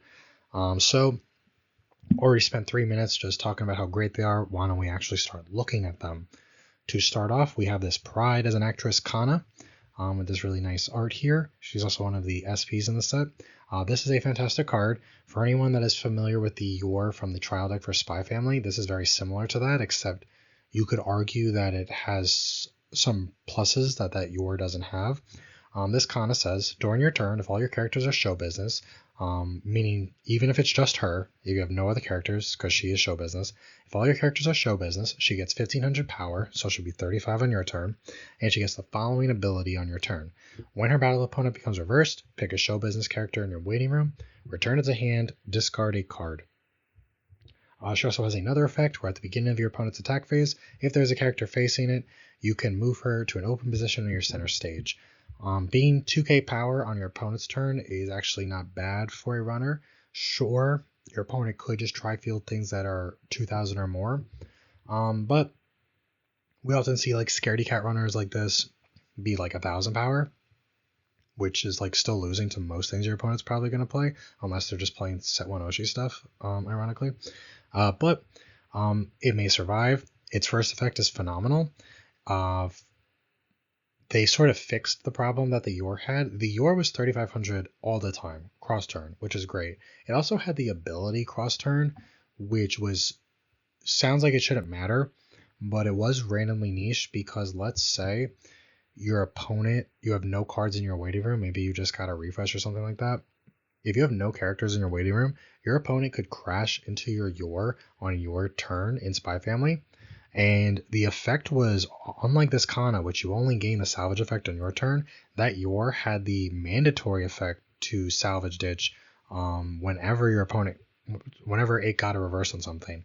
So if your opponent crashed into it and you didn't have a character in your waiting room, you would still be forced to discard. So your opponent could just make you go minus hand, which is really, really niche, but could happen. And I'm sure it never happened to me, but I'm sure someone it happened to and it really annoyed them. This Kana only gets the salvage ability on your turn, so you never have to worry about that, which is pretty nice, unless you get a reverse and you don't have a character in your own waiting room at that point for some reason, but I don't know. That's also pretty niche. This is a fantastic card. It sees play a lot in the JP list. This is something that would have, even if it was just this level 0, it would have helped set 1 when it was just set 1 so much. It's very good selective filtering, grabbing back any character regardless of level, just for getting a reverse, which it should be able to do at level 0 because it is swinging at 35 before any other buffs. Being able to get dead cards out of your hand, like an extra climax you don't want, or just characters you don't need. Very, very strong. Being a 2K runner means you could go first and just throw this out, and there's like a reasonable enough chance that she will survive. Great card overall. There's a reason why it sees so much play in JP. I think we're going to see it played a lot. In the English side of things, yellow is a fantastic color for Oshi. But to be fair, all three colors that are in Oshi are actually pretty good. But this is a really great card that I'm definitely going to be playing at least 3 copies. I've tested 4 so far. I might do 3, but somewhere between 3 and 4 copies. Just a very, very solid level 0 that was desperately needed. Next up, we have one of the other big fixes for the set. I've talked before about the eye on reverse Ricky from set 1, which was a great Ricky, don't get me wrong, but your opponent could side it, denying you the reverse, denying you the plus. You couldn't use it during your main phase, so you can't level yourself up. Well, Oshi heard our complaints and they fixed it. They gave us this coffee in one hand Aqua. During your turn, he gets 1,000 power, so he's 2,500 power on your turn, and he is an on play, pay 1, put a showbiz character from your waiting room at the bottom of your clock, search your deck for a level 1 or lower character, reveal it to your opponent, add to hand shuffle your deck. What's really cool about all the Rickies that we get in Oshi between set 1 and set 2 is that they're not top of deck clock yourself. They are choose a character in your waiting room and put it to the bottom of your clock, which is important because some of the really good stuff in Oshi has experience conditions. So if you don't already have something in your clock to help you with that experience condition, these Rickies will just fix that for you. But this Aqua, his other effect with the gaining power is fine. 25 is still higher than by 2k power than the majority of level 0s you would be playing in set 1 Oshi anyway. So that's fine. It'd be nice most of the time Rickies. It'd be nice if they did like some secondary effect that wasn't just power, but no one is complaining about this Aqua who has played Oshi because it is so desperately needed. Now you can clock yourself up. He is selective clock, always better than random clock from top of deck. Grabs level 1 and lowers, which is fine. That's all you need from your level 0 Ricky. His color is fine. It's good in the Akane deck. Just a solid card overall. Expect to see this show up in pretty much every Oshi list going forward. I am sad that it does seem like the majority of players in JP that aren't playing the Ruby memory deck have basically just taken out the Bikomachi Eye Ricky from set 1 because I do still like that Ricky. While fully acknowledging it has its flaws, even if I could have played more Oshi, I still have played a lot of Oshi set 1, and I do just like the combo a lot. Not the combo, sorry. I do like the Ricky. I like that it goes to memory, and I like that it searches any character. It's cool to stand by that Ricky, because you could stand by it out, and then maybe your opponent kills it the next turn. But unfortunately, this Aqua was super needed, so I'm glad that Bushiroad actually paid attention, because the set finally has a Ricky. I know at least one person will be watching this video, and she will be shaking her head the entire time I'm talking about this Aqua because she does not believe in Rickies. But maybe that's why she goes like X2 drop at every regional. Moving on to the next card is actually another Ricky in the set. This Ricky is actually pretty interesting because it is almost like the Aqua Ricky from Hololive, except I'm not going to argue that's better, but I'm going to argue that it's different. And the way that it's different is in a good way. The Aqua Ricky from Hololive, for anyone who doesn't know, is a level 0 Ricky that says when it goes from stage to waiting room, clock yourself from your waiting room. If you do, look at the top 2 cards of your deck, add up to 2 characters to your hand, rest go to waiting room. It gets the name Aqua Ricky because the Ricky from Hololive that first did that was called Aqua, not to be confused with the Aqua from Oshi No Ko. So this Kana, just a little longer Kana, Ricky is just like that. It's an Aqua Ricky. However, rather than being on death, it is on play. When it's placed from stage to hand, you may pay the cost, which is to pay 1, put a character from your waiting room at the bottom of your clock, and then reveal the top 2 cards of your deck. Choose up to 2 show business characters, add them to hands, and the rest to waiting room. There will be situations where you would prefer that this was an on death, but I think it's pretty cool that this can be on play. This sees a little bit of play in the JP side of things. Most of the time, there's not really much of a use in playing it instead of the Aqua Ricky. So if you do see people playing it, it's probably some combination of Aqua Ricky and maybe like a random copy of this, because this does actually have a good secondary effect. And that secondary effect is if you have another show business character, choose one of your opponent's characters and move it to another open position of their stage. The way you do that is you discard a card from your hand and you put the Kana from your stage into your waiting room. This is a really great way to target brainstorms that are in your opponent's backstage, as long as your opponent has a one open slot in their center stage. You can move a character from their back row, like a brainstorm, to their front row. It's pretty neat to be able to sort of grappling hook your way to your opponent's characters, like their brainstorm that they're probably relying on, and just kill them. But I think the combination of these two effects is very strong.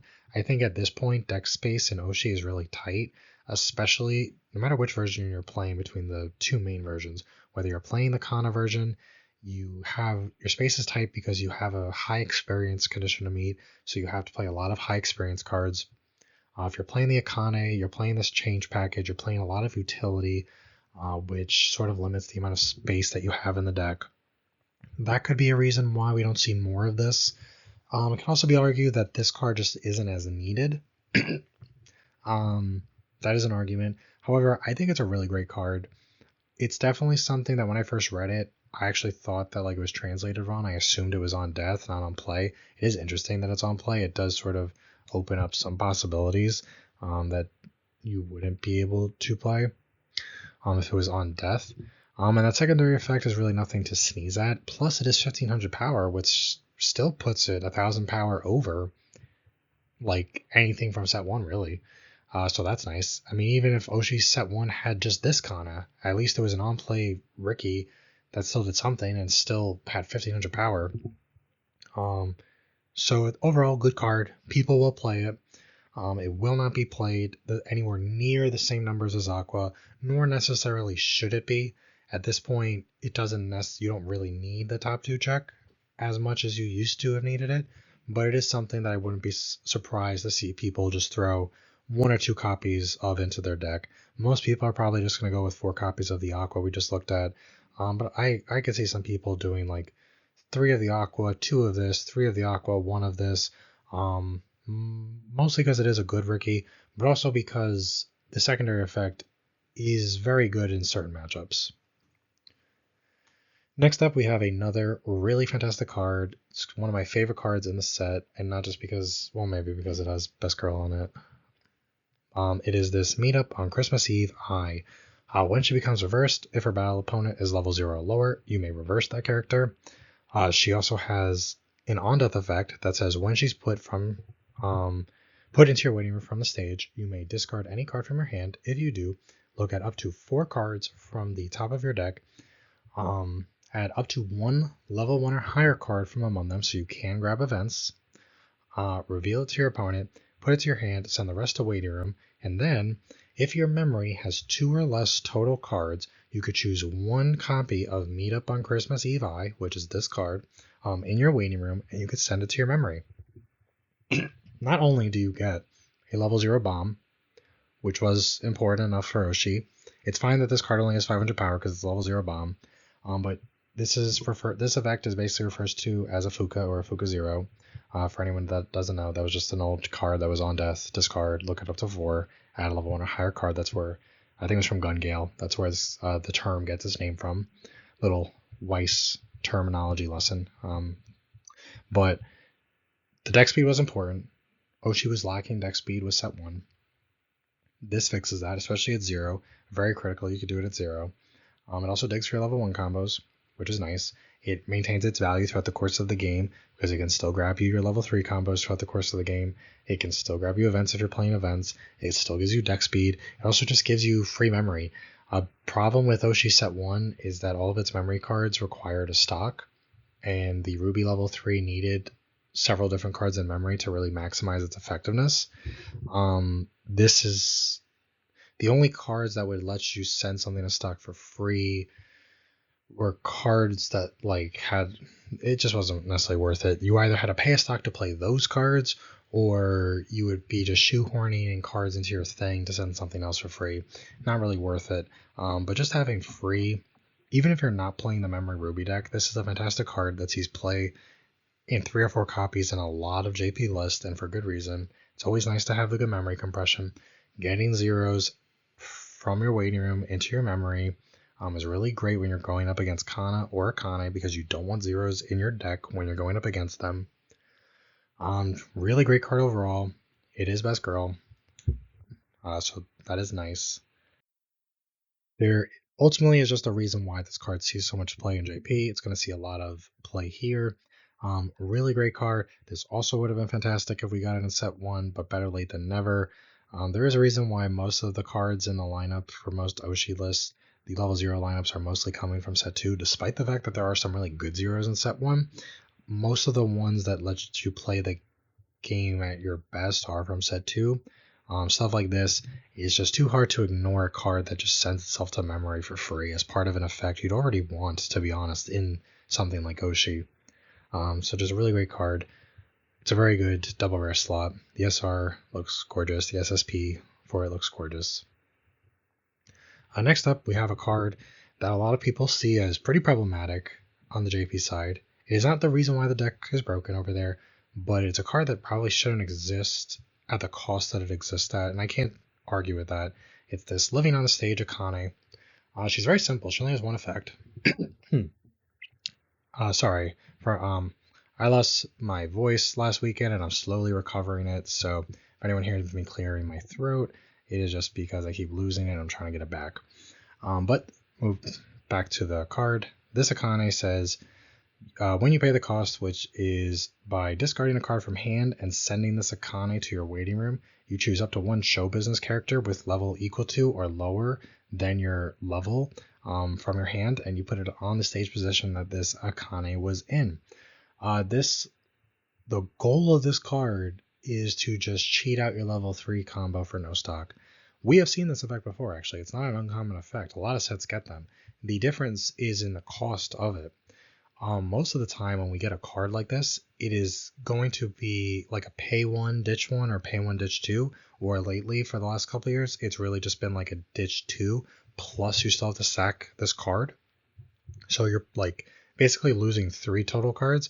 With this, you're only losing 2 total cards, which may not sound like a lot, but it actually is a lot in Weiss.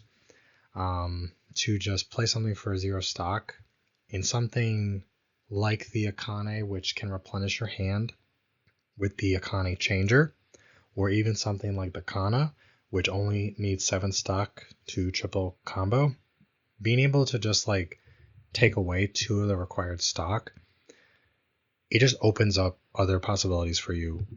In the Kana deck, you only need 7 stock to triple it, and you need no hand. So the hand requirement of this means absolutely nothing to a Kana player.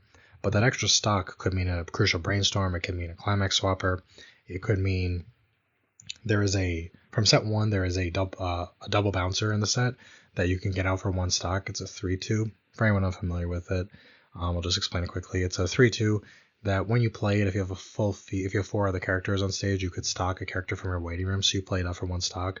And on play, you bounce one of your opponent's characters back to hand, and then you could discard a card to bounce a second character to their hand. So for 1 stock, 2 hand, you just get rid of 2 characters. It's one of the best bouncers in the game. I love these double bouncer profiles. Set 2 Oshi also has a new double removal option, which we will talk about.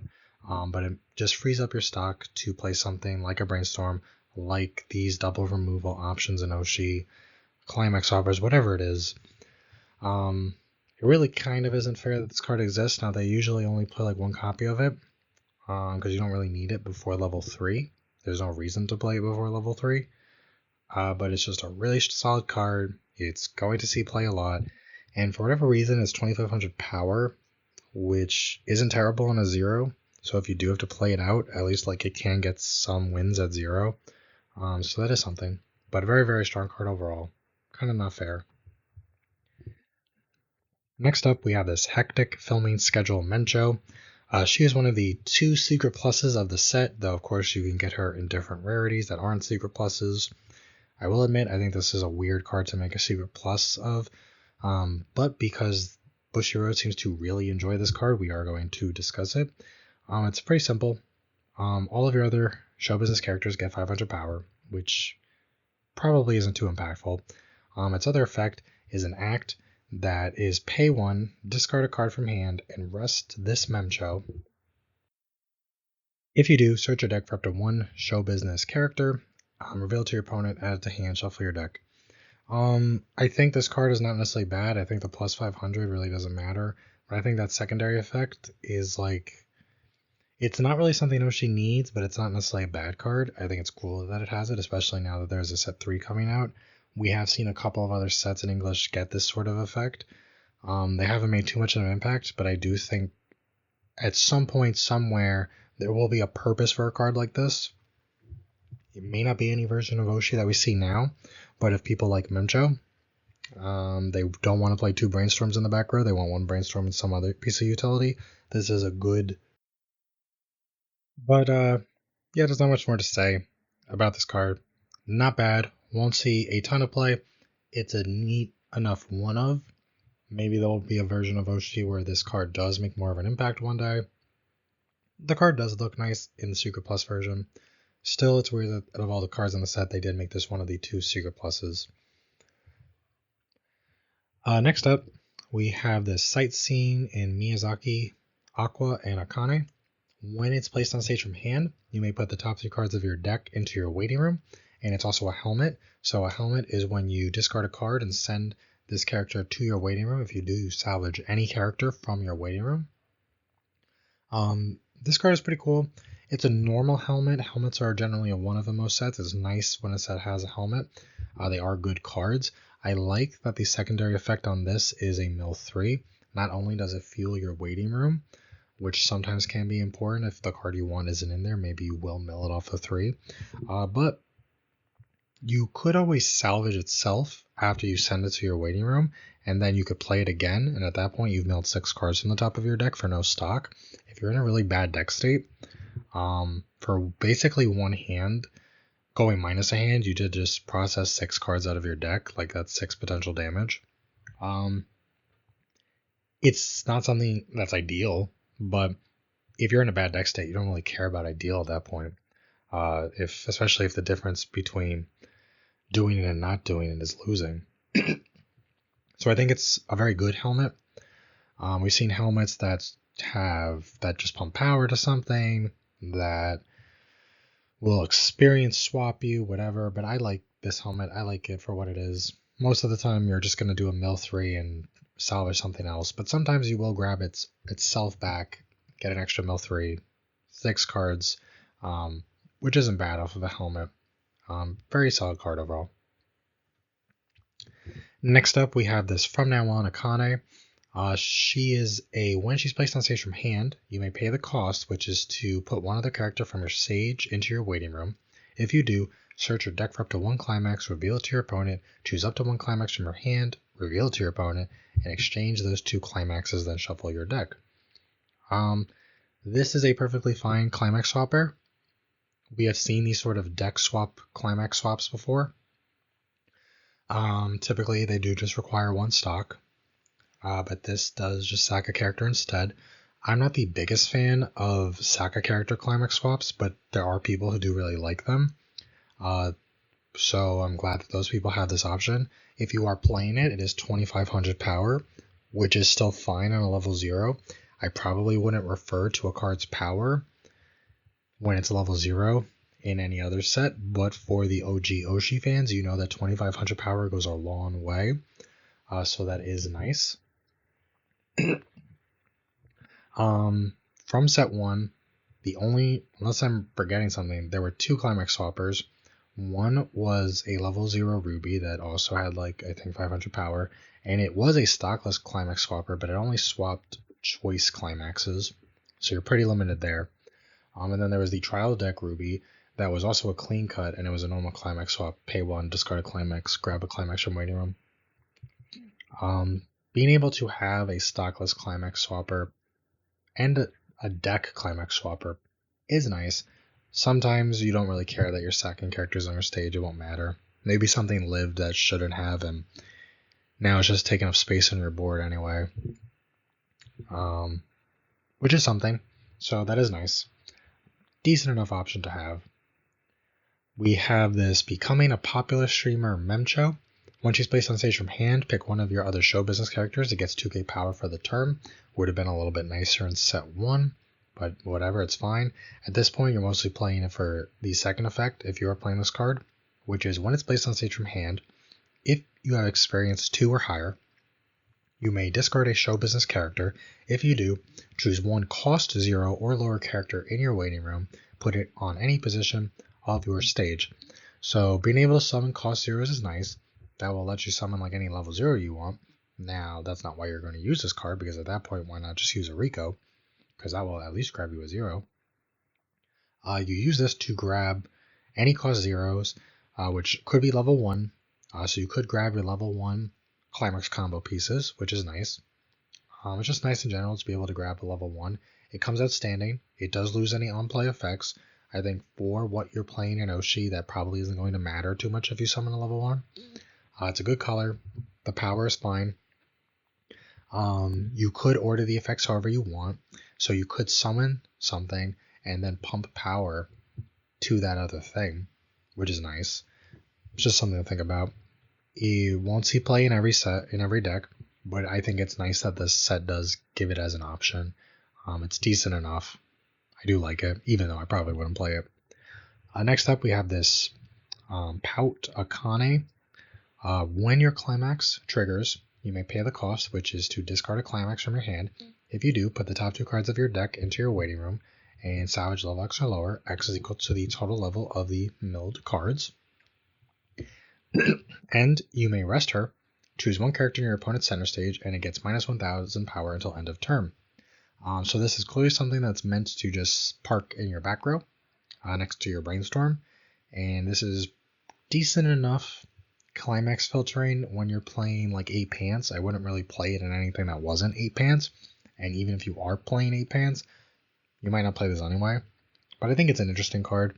I forgot it existed. It would have been nice if you could pay out the climax that you just triggered. But maybe that would be too good. I do like that it gives you the deck speed. It does let you get rid of the climax that you salvage off of the, like when you trigger pants and you grab another pants, it does let you like get rid of it immediately. So it's turning the pants that you might not have wanted in the first place into like a playable character, even if it's just a 0. But deck speed during your turn might be important. The minus 1,000 power is a decent enough power minusing. Sometimes you will be able to kill your opponent's cards, which is pretty cool. It's really funny. In like the mirror match, a lot of people play the Aqua level 0 JC, and it only has 1,000 power. So if it's not buffed by anything, you could just kill it immediately, and then they can't use their JC. That is kind of funny. I wouldn't play this card just for interactions like that. I would mostly play it for the first effect if you're playing 8 pants. But it's kind of nice that it has a secondary effect that you could use like presumably every turn. Won't see play a ton, but I think it's like a neat enough card to discuss briefly. Next up, we have this White Day Aqua.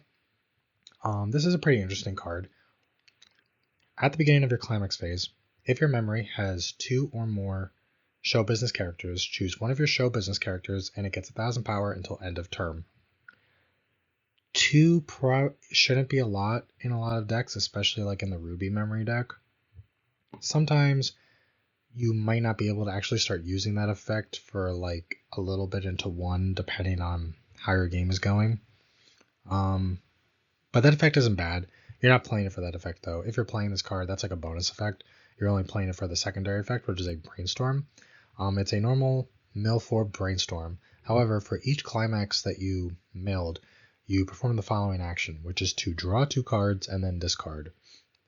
We have seen time and time again brainstorms that for every card that you mill, for every climax that you mill, you draw 1. I hate those draw brainstorms. They're not good. They're always trial deck brainstorms for a reason, because trial decks generally just give you basic watered down versions of cards to help you learn how to play the game, and that is a simple way to learn how a brainstorm works. However, I think draw 2, ditch 1 is way better than just straight up draw 1. The hand filtering is kind of nuts. I am not saying that this is a brainstorm that is going to see play in every or most versions. I think in standby you will see this played more. You will also see this as a random one-of that someone plays just because they value hand filtering. I would not necessarily play this in every version of Oshi I built, but I like that I have the option to being able to just draw 2 cards and discard extra climaxes that you had, or cards that you didn't want, or cards that you want in your waiting room, like the Akane level 3 combo if you've got the changer. I think it's just very valuable. To newer players, the difference between a draw 1 brainstorm and a draw 2 ditch 1 brainstorm may not seem that big of a deal, considering I kind of shit talked on the draw 1 brainstorm. But trust me, in practice, it is like night and day. Most people would never play a draw 1 brainstorm, most of the time. However, draw 2 ditch 1 is just notably better. Still more niche, still deck dependent, still player dependent. Not every deck requires it, but there are players who will just value it, so it's just nice that it's there. So that is something for anyone who didn't know it existed. Now you do. Next up, we have this Happy New Year Kana. This is the brainstorm that I have talked about a lot so far when we talked about the Akane level 3 combo and the Kana level 1 combo. This is the brainstorm that pairs with those 2 specific climaxes. So to start, her first effect is your other character in the middle position of your center stage gets the following ability. At the beginning of your opponent's draw phase, reveal the top card of your deck. If it's level 2 or higher, you may return this card to your hand. That's kind of dumb on a card that's tied to a salvage mill 5 brainstorm. There's really no reason why it should have done that. What's really great is because if you're playing this, you're playing the level 1 Kana and the level 3 Akane. The level 3 Akane is on a pants trigger, which means that it's possible between triggering a pants and bouncing back your Kanas potentially to your hand that it makes it easier to loop your level 1 combo. What's cool is that you can bounce anything with this. It doesn't, even though the brainstorm effect only works on those 2 climax combos, you don't have to only have one of those 2 characters to bounce back. You could have literally, it gives it to anything that's in the middle position of your center stage, which sometimes might be relevant. Maybe sometimes you don't want or can't bounce back your level 1 combo. Maybe you don't have it. Maybe you want to bounce back your Rico if you're playing the Rico from set 1. Maybe it's whatever. It doesn't really matter. I think the fact that it can be anything is pretty cool. This has more value the more higher level cards that you play, obviously. I think it is a shame that you can't, I mean, you could use this in like the 8 choice deck because they play a lot of higher level cards. You just can't use the brainstorm effect unless you just want mill. But it would be more likely that your stuff hits in order for the bounce back at least. But the brainstorm effect is you could pay 1, rest itself, flip over 5 cards, not 4, 5 cards. And for each copy of the door climax that goes with the level 1 Kana, or the pants climax that goes with the level 3 Akane, choose up to 1 character in your waiting room, return it to hand. This is just a fantastic brainstorm. These are the 2, in case you forgot, that these are the 2 climax combos that it works with. So if you mill their respective climaxes, that's when it hits. This is sort of like the whole package. This and the changer for the Akane level 3. This is like the package around the level 1 Kana and the level 3 Akane. I do think both of those combos are already good on their own and they're worth playing on their own to begin with. However, there is just something about this brainstorm that it probably didn't need to be as good as it is. I think the brainstorm would have been good enough if it was just to mill 4 and it still had that first effect to potentially bounce something back. I see why they made it a mill 5. And I don't mind that they made it a mill 5. But this whole package together, starting at 0 is just very strong. Getting the extra card of deck speed is really good. Being salvage is really good. Just really, really great level 0. Not much more to say about it. I think if you're familiar with Weiss, you can just tell how good this card is right off the bat if you're playing this deck. If you follow the JP side of things, you know how good this card is. It is just really, really good. That will be it for the level 0s that I'm going to cover. There are plenty of other zeros in the set that are good and new cards to consider. Those are just a few of the ones I selected out that I thought were most worthy of talking about. Other level zeros you could check out. I do think a lot of the level zeros that we talked about today are going to be seen in high ratios and a lot of Oshi decks going forward, as long as you pick up playsets or are willing to buy double rares. They will replace a lot of the level zeros from set 1 that you were playing, because they are just really good. They go big, or they at least reverse your opponent's characters. They provide you different utility. They give deck speed, all sorts of things. I think finally, when it comes to level 0, Oshi fans are finally eating good, because it did just feel so bad. I would play Oshi anyway and just enjoy it. And I'm not saying that the zeros in Oshi were bad, because they actually were good. The problem is that they were just weak. That really was the issue. There are a lot of good ones. For anyone that's jumping into Weiss with Volume 2, or maybe people that haven't played their Oshi deck in a while and they just need some reminders, there's the Aqua level 0 that's a JC. JC, as we discussed, is jump counter, so one of your other characters gets attacked, it's pay 1, send itself to memory, bounce the character being attacked back to hand. That Aqua also has Twin Drive, except it is trigger checked twice, and then the second card that was triggered goes to your waiting room. Really, really great card. Issue is it was 1,000 effing power. It's really weak, meaning it's not beating over most things, so you have to pretty much always side. And I know the logic is, well, it has mandatory Twin Drive, so you'll trigger triggers, and that will help with the soul portion, but it just sucks having to always side, even at level 0. There was a level 0 Rico in the set that was 500 power, and it's on Akane, and it looks beautiful. It's just a normal Rico. However, during its battle, when the damage you receive is canceled, you can send it to stock. Really great card.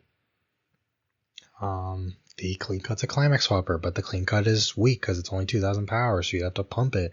You didn't have the best pump options. There are other cards that were good. They're just all weak as crap, so you weren't winning battles. You were constantly losing them. You're giving your opponent an advantage by not killing their stuff. You're losing advantage by mostly playing these weak characters. That was the big problem. Good effects, weak power.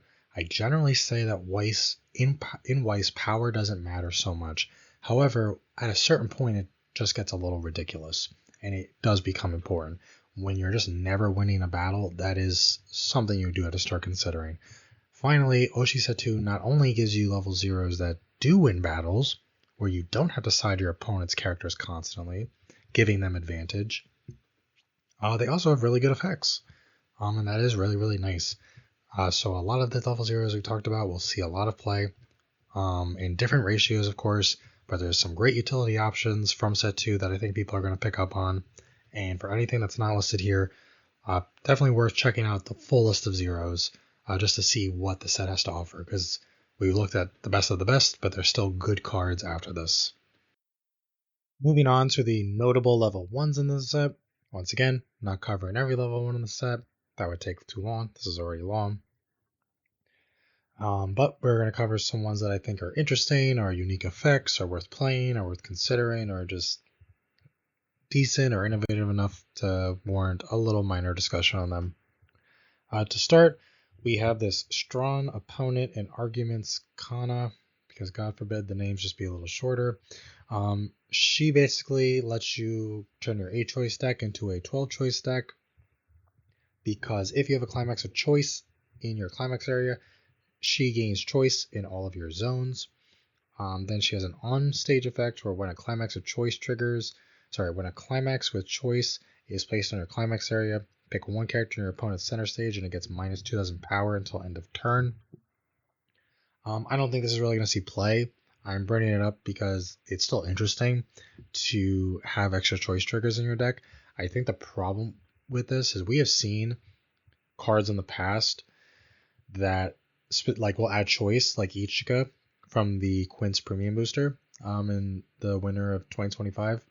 It got an Ichika that was a 1/0 that gained choice in all zones when you had a choice climax out. However, that card also had other on-stage effects that were way better than this. So, like, if you couldn't get it into your deck, or was out of your deck, or was in your hand, you'd have like some playable character I don't really think this is worth putting in the stage ever. The Ichika was a million times better. Also, as far as I know, there's no way to shuffle this back into your deck. I could have missed something when I was running a keyword search. There was no way to just shuffle this back into your deck, unlike Quince, which like does have a way to do that. Quince also has the Nino level 3 standby combo that while you have the specific standby out, it gains standby in all your zones. And you don't have to sacrifice slots in a deck because you're already playing that combo to begin with. So this is 4 extra cards that don't have soul triggers, that doesn't have the greatest on stage effect. It's not the worst. 2000 is a good number, and being able to subtract it from your opponent's card means you can kill it before you enter your attack phase, which is interesting. But not being able to shuffle anything back in and not having a better on-stage effect. If it maybe had 2 on-stage effects, some good second on-stage effect, I would say this would be worth considering. But space is already really tight in the choice deck because of your experience condition. So I don't think this will really see play. I brought it up because it's still interesting to have it, and it's not like it's the worst thing we've ever seen. So some people might get some enjoyment or amusement out of it. Next up, we have this Encounter in the Morning Fog Ruby. During your turn, if the total level of the cards in your level is 2 or higher, she gets 2000 power, so 65 on your turn. And when a climax with choice is placed on your climax area, she gets 500 more power, and the following ability until end of turn. When she attacks, reveal the top card of your deck. If it's level 1 or higher, put it into your stock. Very, very standard stock charging card, level 1 or higher, send a stock. We see it all the time. Typically, we don't usually see it tied to a specific climax.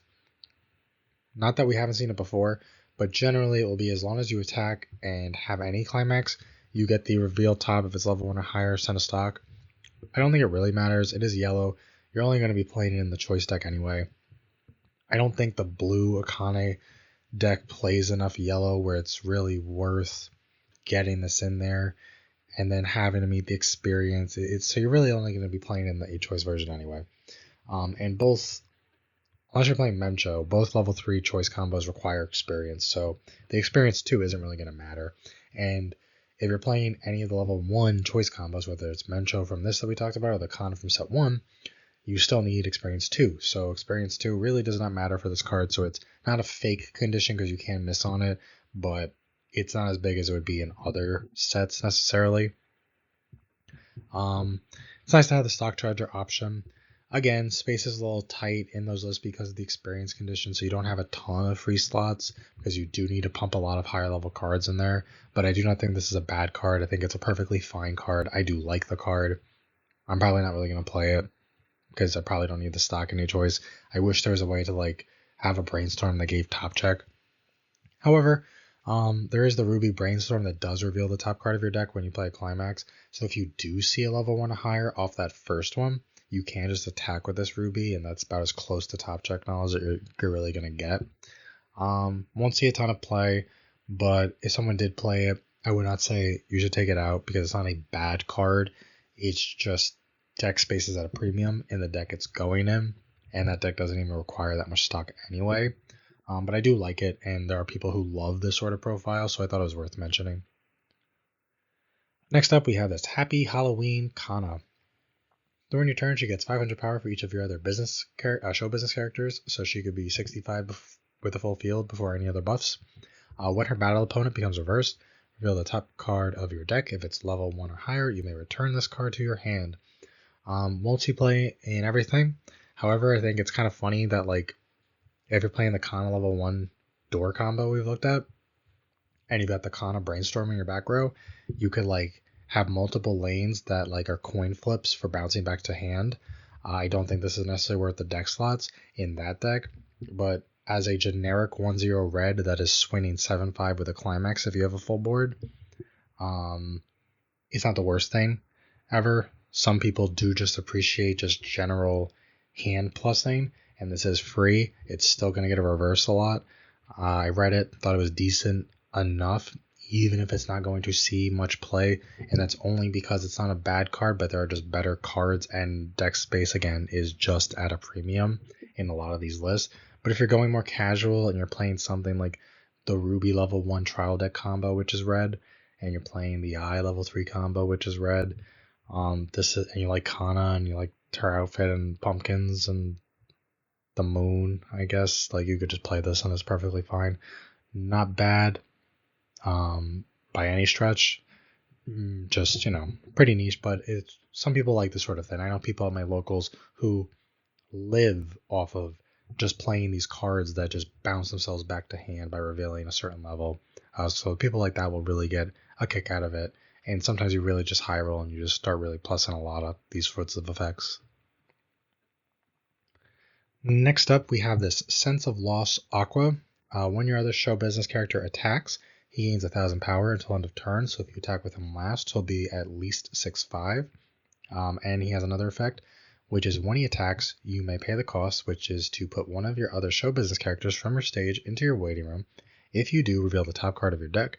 If it is a show business character, add it to hand. This is super reminiscent of the Adam Taurus from Ruby, which was also a red 1/0 that had this same effect, except for the power boosting. That was just a flat 5k. So this is just better. I played Ruby a lot. I haven't played with that card a ton, but I have played Bane Dream a lot since the My Go set came out, and that has a level 0 that does the same thing as this, where you sack a character, reveal top, and I love that card to death. That card is busted on level 0. I don't think it's bad to have a 1/0 that has that effect. Red is not bad with the new builds because you've got the Kana level 1. So red, you could just slot it in as if you want some way to maybe get some pluses in case you can't tri-field. It's not bad. Again, it's not something that's going to see play in a ton of things, but I do think that whole sack, reveal, add profile is a very solid way to just sort of maintain hand size, especially if you're just killing characters that like already have to crash anyway. At least you're getting some sort of value out of them. This will whiff on events, but like whatever. Bane Dream plays it, even though it would whiff on their stock swap, which is an event. It's definitely something that if I found myself with a couple of extra slots and I've already maxed out on all the utility I want, maybe I'll just throw a couple of copies of this in, just because I like the profile personally. It's not for everyone. It's not something that I would build a deck around, but I like the color that it's in. I like that it is swinging reasonably big for something that's not a climax combo, especially if you swing with it last and you swing with a climax. It's actually a respectable enough number, and I think that is pretty cool. Next up, we have this A Dream Wished For I. So Best Girl says when she attacks, if you have 2 or more other showbiz characters, she gets 4,000 power until end of turn. So 65 on her own, which is pretty decent. Her second effect is very cool though. When she becomes reversed, you may pay 1, discard a card, and put this I into your memory. So memory compression is always nice. If you do that, look at up to 2 cards on the top of your deck, pick up to 1 of them, add it to hand, put the rest to waiting room. I love that it adds anything. So you could grab a climax, you could grab an event, obviously you could grab a character. I like that it's up to 2, so if you see something you want right away, it's your opponent's turn, they still have attacks left, you can just stop at 1 and you don't have to dig and risk seeing a climax. I like that it's either player's turn when it becomes reversed.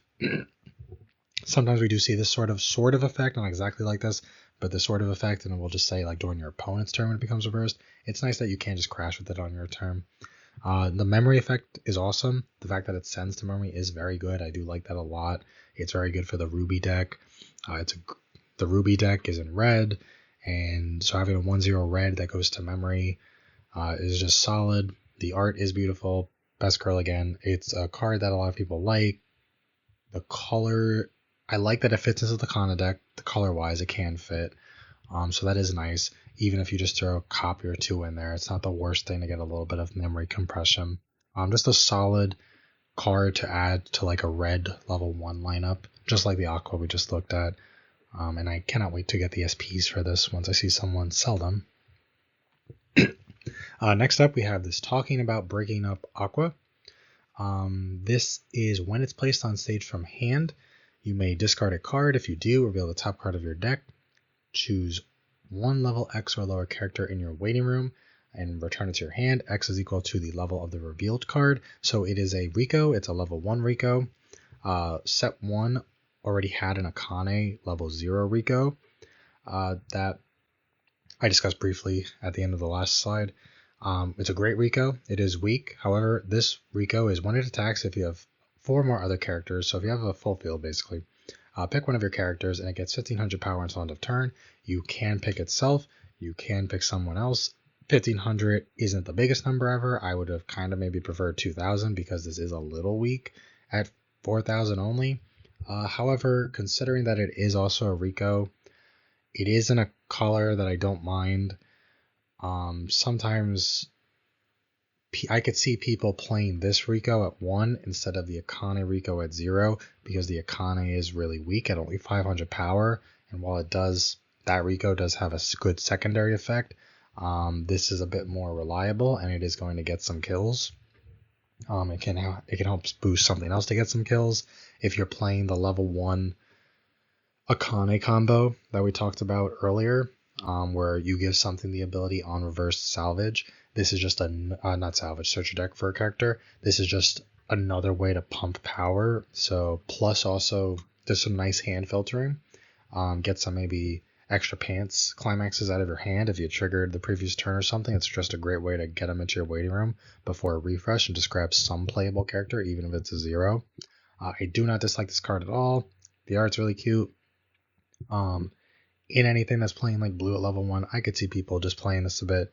It is a solid enough card overall. I generally do not like Ricos that are at level 1 because I don't like the whole color locking thing. However, most of the time, not always, but most of the time when we see Ricos that are higher than level 1, they typically do not have a level 0 option. We saw it with Azure, which set 1 only had a level 1 blue Rico. Now in set 2 it did get a level 0 Rico. We've seen it in Face Day Night with Heaven's Feel. I think it was Heaven's Feel 2. It had a 1-0 blue Rico and no other Rico in all of Fate. It kind of just stinks when you're not playing those colors that you're kind of locked out of the effect. However, because this Oshi does have a level 0 Rico that anyone could play at any point in time, and it is a good Rico, I think there's nothing wrong with having this card, and I kind of like that they did print it. I would have liked its base power to be a tiny bit higher, or for it to give 2k power, but overall, I don't think that really matters too much. That's a little nitpicky. Solid card overall. Next up, we have this Pride as an Actress, Akane. This is a card I really like, and not just because I love Akane, though it could be influencing a little bit. When she attacks, if you have another show business character, she gets 3000 power until end of turn. She's also a JC, so when your other show business character is frontal attacked, you may pay 1 and send this Akane to your waiting room. If you do, return that card that's being frontal attacked to your hand. I like that she is 7k offensively. I like that she's 8k offensively with the climax. I like that she's blue because you could use the Akane level 1 combo from set 2. And you could play this with it, and not only is she swinging for at least 8k before you buff her with the Akane level 1 combo, but she's also a JC, and if you're playing that list, you have pantses, you're triggering pantses, you're recycling your climaxes to use the next turn. This helps grab your level 1 combo back. There is a JC, as mentioned briefly in this video, from set 1. It's the Aqua Twin Drive Send Itself to Memory JC. The issue is that Aqua is so weak, and I'm almost never fronted with that thing, and it's embarrassing to have to side with your JC. JCs normally have bigger power lines. Yes, this is level 1. It is blue, so it's not going to fit into everything, but I'm glad that they printed it. I can already think of decks that I want to build that play this. As another one I'm very excited to buy the SPs for. I think it's just a cool card overall. People who are playing blue at level 1, I feel like this is just something that it's going to be hard for them to say no to because it's just a good, solid card overall. Next up, we have this Incomplete Romantic Feelings Akane. The first effect is when it's placed on stage from hand, you may discard a climax. If you do, pick a show business character in your waiting room, return it to hand. Very standard effect we have seen printed many times where you, on play, discard a climax, salvage any character. However, she is also a cost 0 bottom decker bomb, which is actually very good, I think.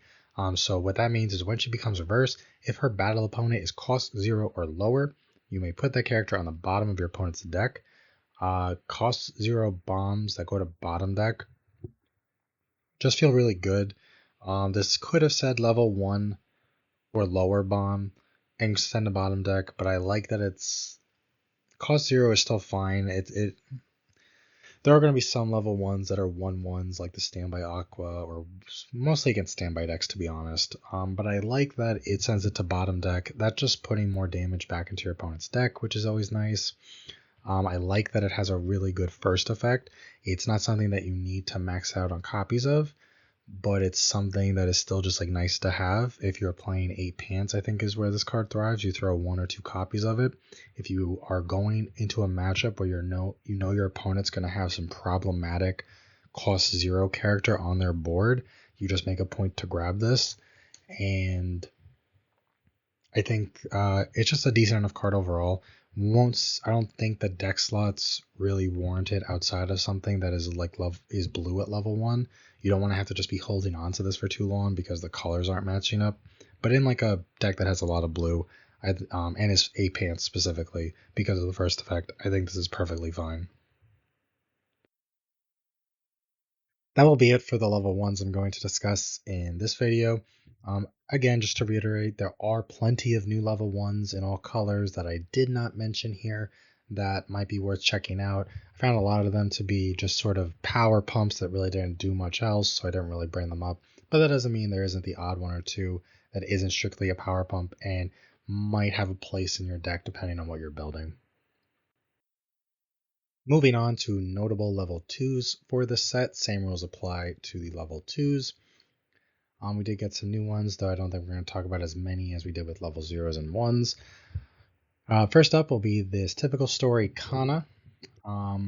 She is a frontal level 3 or higher 2k assist, so any level 3 or higher characters in front of her get 2000 power, so you just plop her in the back row, make your level 3s nice and big. She also is Rest Herself.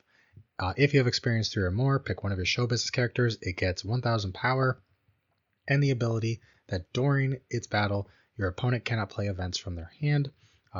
Notably for that one, you could pick a character of any level to give that power and the effect to. It does not have to be a level 3 or higher, which can be relevant at times. Even if you mostly pick level 3s, it's still nice to have the option. I don't think this will see a ton of play, but a 2k the level 3 assist is not bad. Some people do like them. I think the event thing is relevant. While we have Nikke out and some other things, it is kind of nice. Though to be fair, set 1 Oshi in yellow has the Kana double bouncer that I've mentioned. So that will, for the same amount of stock and only one additional hand, will remove 2 cards. And if you pick characters on your opponent's center stage, you don't have to worry about events anyway. That is level 3, so I guess it's a little different. Not a bad card. I don't generally sort of go towards these assist sort of things that do these kind of stuff.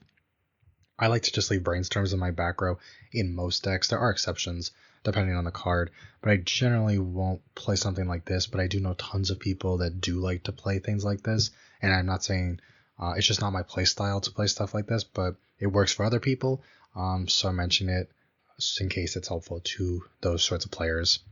Next up, we have this Walk at Night Ruby. Her first effect is when she attacks, if you have 2 or more other show business characters, she will get 4000 power until end of turn, so she'll be 11k before anything else. And then she has a kind of interesting off finisher ability. When her battle opponent becomes reversed, you may pay 1, ditch 1, which is pretty cheap. If you do, mill the bottom 4 cards of your opponent's deck and deal X damage to your opponent. X is equal to the number of climax among those cards. By off finisher standards, this isn't really that bad. In the past, an off finisher that would do something like this would probably just require more stock and or hand. Maybe it required the reverse, maybe it didn't. But costs on effects have sort of come down as a part of power creep over in recent years. Yes, it is 11k, 12k with a climax, so I think it should get a reverse on most things. As an off finisher, it's perfectly fine. Maybe you're in a situation where you want to do it at 2. Being only 1 soul without a climax isn't like the best thing ever, but it's not a bad card. I don't expect it to see a ton of play, but I don't actually think it's bad. And it is something worth mentioning because it is a very cheap off finisher that can be played at 2 and can win board. And also it is either opponent's turn. It doesn't either your opponent's turn. It's not just on your turn. So if your opponent does crash into it the next turn, you can do it if you want. And again, you may not do it all the time. It may not happen all the time, but it is always nice when you have the option to use an effect as opposed to not having that option. Next up, we have this Blade Taki, or Taiki, whatever. If he's in the middle position of your center stage, he gets 1500 power for each of your other show business characters. So he actually can get pretty big. He can get up to, on his own effect, if he's in the middle and you have a full field, he'll be 7, 5, 9, 10, 5, 12. If I did the math right, he'll be 12k.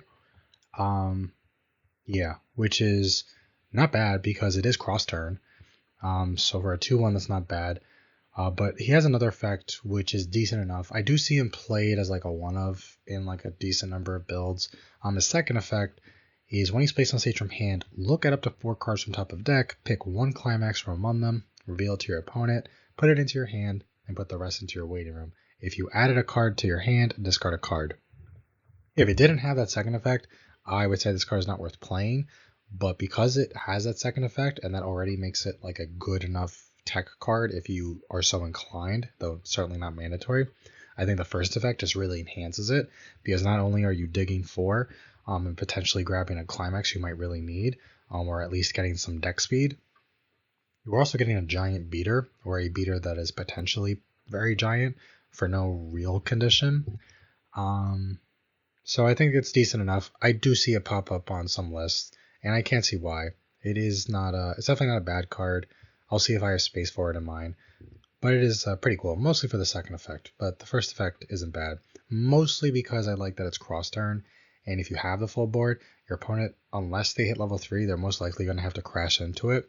So if you hit level 3 after that, it gives you an open lane to attack into, which is one less lane where you need to worry about like rest counters or money counters or neg soul backups or any of that sort of shenanigans that make it really annoying.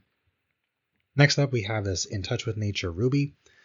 She is a very typical standby target. If your memory has 2 or more show business characters, she gets the following abilities. During your turn, she gets 5,000 power, and Encore, discard a character. When her level 2 or higher battle opponent becomes reversed, you may pay the cost. If you do, choose 1 character in your waiting room, return it to hand. You would really only ever play this in standby.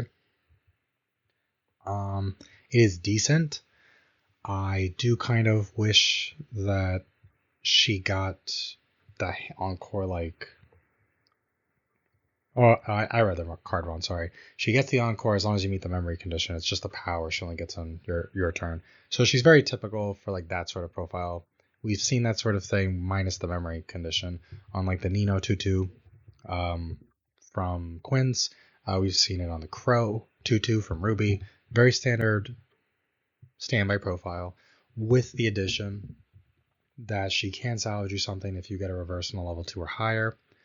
I don't think this card is bad. I do test it in the simulator in standby, and it is pretty decent actually. I do wish there was a way to just stand her at level 1, but it is what it is. If you're building standby, you're probably throwing some amount of copies of this card in. Good card for that build. And the art's pretty. Next up, we have this for the success of the performance, whatever his name is. I don't remember his name because he was just the producer that helped put on the play in the second season. Fun character, not too impactful though. However, his card is interesting. Maybe not for the right reasons, but still interesting. He's a normal 2,500 backup, so when you use his backup, you pay the 1, discard him, give a character 2,500 power. Then he has an additional effect that when you use his backup, you may pay the cost, which is to pay 1 and put one of your show business characters from your stage into your waiting room. If you do, choose one of your opponent's characters and it gets -1 soul until end of turn.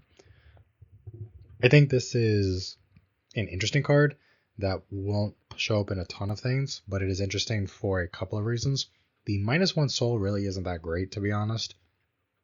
The -1 soul, depending on what characters are on your board and assuming your opponent is playing a 1k1 sort of deck, it might actually help them because it might help them set up side attacks a little bit better, which can be important.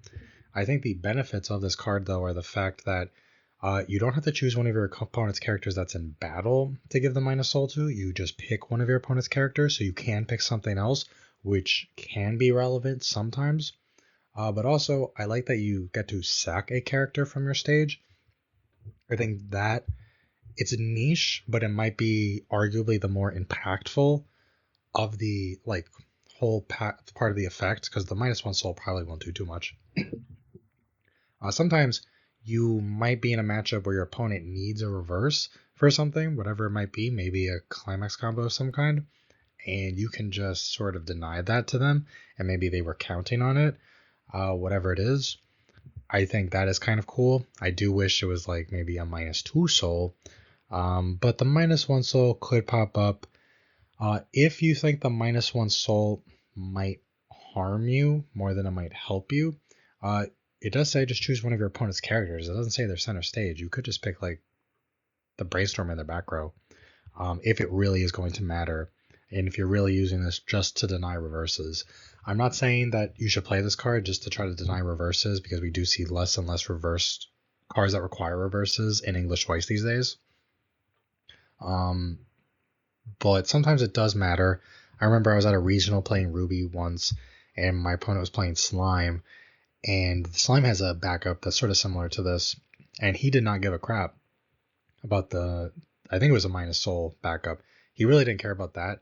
He just wanted to deny me reverse because I was playing the Pyrrha that needs to be in memory in order to use your level 3 combo, and it goes to memory by getting reversed, and he just kept denying me that reverse. He was siding it, and he was using shenanigans like his stupid backup, which he used twice to deny me the reverse. So he was really playing around that, and it kind of messed up my game.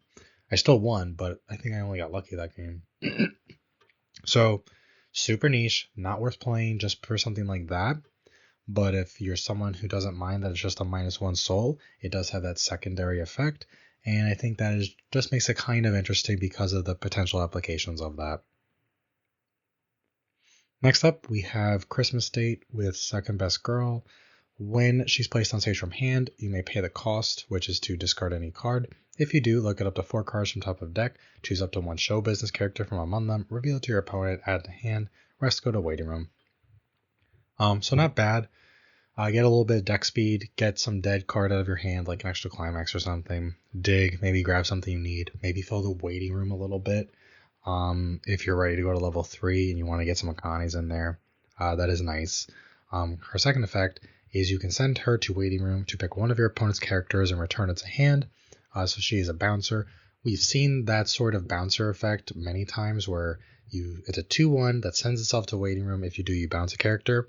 Typically, they will have an on-play effect of like giving soul to one of your things. I kind of like that this doesn't do that. I like that it digs and lets you grab a character. I like that deck speed. I like the hand filtering. On a 2/1 that you're going to play as a 1 of, like in the blue deck, if you can't splash yellow in or enough yellow to make the double bouncer worth it, I think it's still important to have some kind of bounce. And I like that this bounce has a good secondary effect, because as someone who has played the 2/1 bouncer, but instead of the first effect that this Akane has, it's the one that also on play gives a soul to something, I kind of don't like that effect. This one I think is much better. I like that it's in blue, so it's very good in the Akane build. And that will be it for the level 2s we're going to discuss. Again, plenty of other 2s in the C to choose from. Those are just the ones I thought were most interesting. Moving on, we're going to talk about the level 3s next. To start with the notable level 3s in Oshi, we have this room tour video, Kana. I don't know why all of Kana's cards got these weird ass, long ass names, but I actually like this card a lot, especially because it's yellow, so it helps me to experience in the choice build. If your opponent has a level 3 or higher character, she gets -1 level while in your hand. And during your turn, if you have experience 6 or higher, she gets 5,000 power, which is pretty huge, and the following ability. During her battle, your opponent can't play events or backups from their hands, which is really fantastic when you're bringing her out early. During her battle, it just means you're protected from really anything, like anti-change backups or counters. That's just really nice. Most early plays don't get that sort of protection. I like that this one does. Also on play, she's a normal stock healer, so discard a card, put the top card of your clock into your stock. So 1 card, 2 soul, giant body, no backups or events during a battle. Very solid. The condition is like a little iffy. It's not going to be relevant in every matchup. However, I think we have seen success with this 3 or higher character on your opponent's field like condition before. This is not something you like max out on in terms of the number of copies you play. It's something you play like a couple copies of. And if you see you're in a matchup where you think it's going to be relevant, maybe you hold on to it. If not, you just use it as your experience condition. If you're assuming you're playing this in the 8 choice deck. Good card overall. It's basically guaranteed to almost kill any of those sort of level 3s that might come out at level 2 on your opponent's stage, which is really nice, especially when you're healing in the process and you're doing it for 1 stock. That is nice. Next up, we have this intense emotional acting Aqua. This is one of the new off finishers that I mentioned earlier when we discussed the 1/1 standby combo in the set.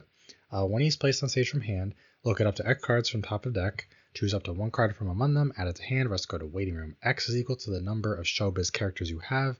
That is the total number of showbiz characters you have. So it does count himself. So if you bring him out and you have 4 others, he will dig 5, up to 5.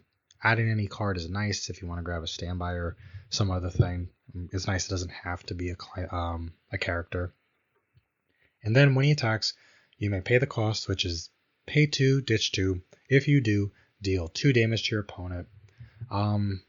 By off finisher standards, pretty standard in terms of the cost. Because he does dig on play, he's kind of more of like a pay 2, ditch 1. Now, if you're playing him in standby, and you standby him out, you won't get the on play effects, but I think that's kind of fine because you just saved yourself 2 stock. Plus, if you're playing standby, if you got the Ruby, level 0 Ruby, you just bounce her back to hand. The next turn when you go to attack with this, you play standby, bounce the Ruby back to hand. Now you've got 1 to 2 extra hand. You could just ditch those. I like that he's blue, so he's still a decent enough off finisher in something like Akane if you can't get all 3 of them out. But I think it's so easy to get the Akane out. Most of the time you just want to get 3 of her out and just do that. But still not bad. But I think just in standby, this is where this card shines. From my testing, I've actually really enjoyed it. As long as the game isn't going really badly for you, the stock and the hand cost isn't really that big of a deal. The hand is the bigger deal if something had to be a deal. The stock is almost negligible in standby when you're playing 8 standby. And the hand, there are ways to sort of like get around that. So it's perfectly fine. I think it's a very decent off finisher and worth considering. It's also, this Aqua is also the SP Aqua in the set. Next up, we have this original works author, Abiko. She, if I remember right, is the manga artist who wrote the manga that the play that they do in season 2 is based on. She's kind of a funny character. Her effect's very interesting. During the turn she's placed on stage from hand, at the beginning of your attack phase, you may put all players' characters except this card into their waiting rooms. If you do, all players put up to 3 cards from the top of their clock into their waiting room. And when she becomes reversed, you may return this card to your hand. We've seen these sort of like full field bombs before. Not every set gets it. Hololive got it. They have a level 3 that blows the field up. Data Live, I think Volume 2 got a blue level 3 that blows the field up. The difference between this is the whole healing thing, as well as the bouncing back to hand. Almost always, those other full field bombs, they will have some sort of damage effect, where like when they attack, you could like deal damage, or their Musashis or something like that, as a way to sort of offset the fact that you're only attacking once that turn. But I think while it's not as important as they used to be, because nowadays we don't really see many, this type of card was very good if your opponent was playing like some sort of neg soul deck and they just had 3 big walls up that were just neg souls. Something like this could kind of just destroy everything they were setting out to do. Nowadays, it's not as important. It doesn't matter as much. But there are definitely matchups where this is kind of cool. I don't see it being used a ton. If I have like an extra slot in my blue deck, I would probably just throw this in. It's something that I probably wouldn't use very often. It really is matchup dependent. And you definitely don't want to be healing your opponent, and you definitely don't want to be healing their opponent if they're still at level 2. Hopefully, if you're level 3, your opponent's at level 2, they're not giving you so much trouble that you feel like you really have to do this, because at that point you probably just lost. But I think it's very interesting. It could have been better, and I would have preferred if it had a different effect, like dealing damage. But it's still decent enough. They really don't print this very often. Even like back in the past, this wasn't an effect that came out too often. It didn't come. It wasn't like something that was guaranteed with every set. I think it's interesting, and I could see some. I don't want to say some. It kind of stinks that it's like the start of attack phase, because even in standby, if you standby out your level 3 all finisher who burns at encore step, you were burning her out during her climax phase, so she's still going to be gone, unless you really wanted to pay 3 to save her, I guess. But if you're playing 8 standby and you play this thing out, if you do trigger on her attack, on the single attack you'll get, then you can bring out that and still get the burn.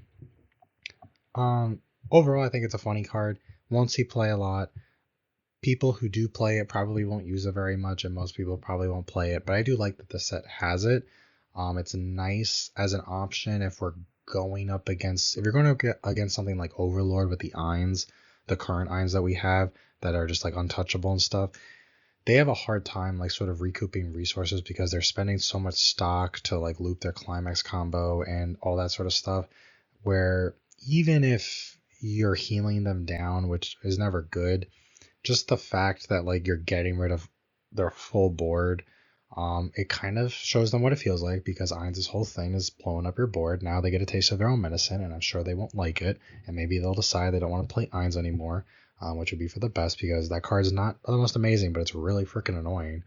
But something like that, or someone who's randomly playing like Hololive Sora, something like this does help, where if you do have some extra deck slots, there are better cards you could just be throwing in as tech, but it's like meta dependent, and it's not the worst thing in the world. They could have made it better, but for what it is, I think it's fine, and it was just worth mentioning so people know it's in the set. Next up, we have Studying a Character Akane. If your waiting room has 2 or less climax, she gets -1 level while in your hand, and when she's placed on stage from hand, you may pay the cost, which is to sack a character on your stage and send it to waiting room. If you do, draw up to 2 cards. I think her condition could have been better. For more characters on stage to get -1 level is the preferred condition. The 2 or less isn't as good. It's not something that's going to be seeing a ton of play. I kind of wish she had some more filtering, but I think there are reasons why. Like, she's basically Pot of Greed, if anyone's familiar with Yu-Gi-Oh! And that's not like the worst card in the world. Sometimes you just need hand. If you are low on hand, this can fix that. You sack some brainstorm you don't care about or something anymore, just to get some cards to hand. Won't see a ton of play. I do like the color. I do like that it exists. I think it's interesting to have. I think in set 1, this might have been better when it was harder to have hand because you were bleeding it so much.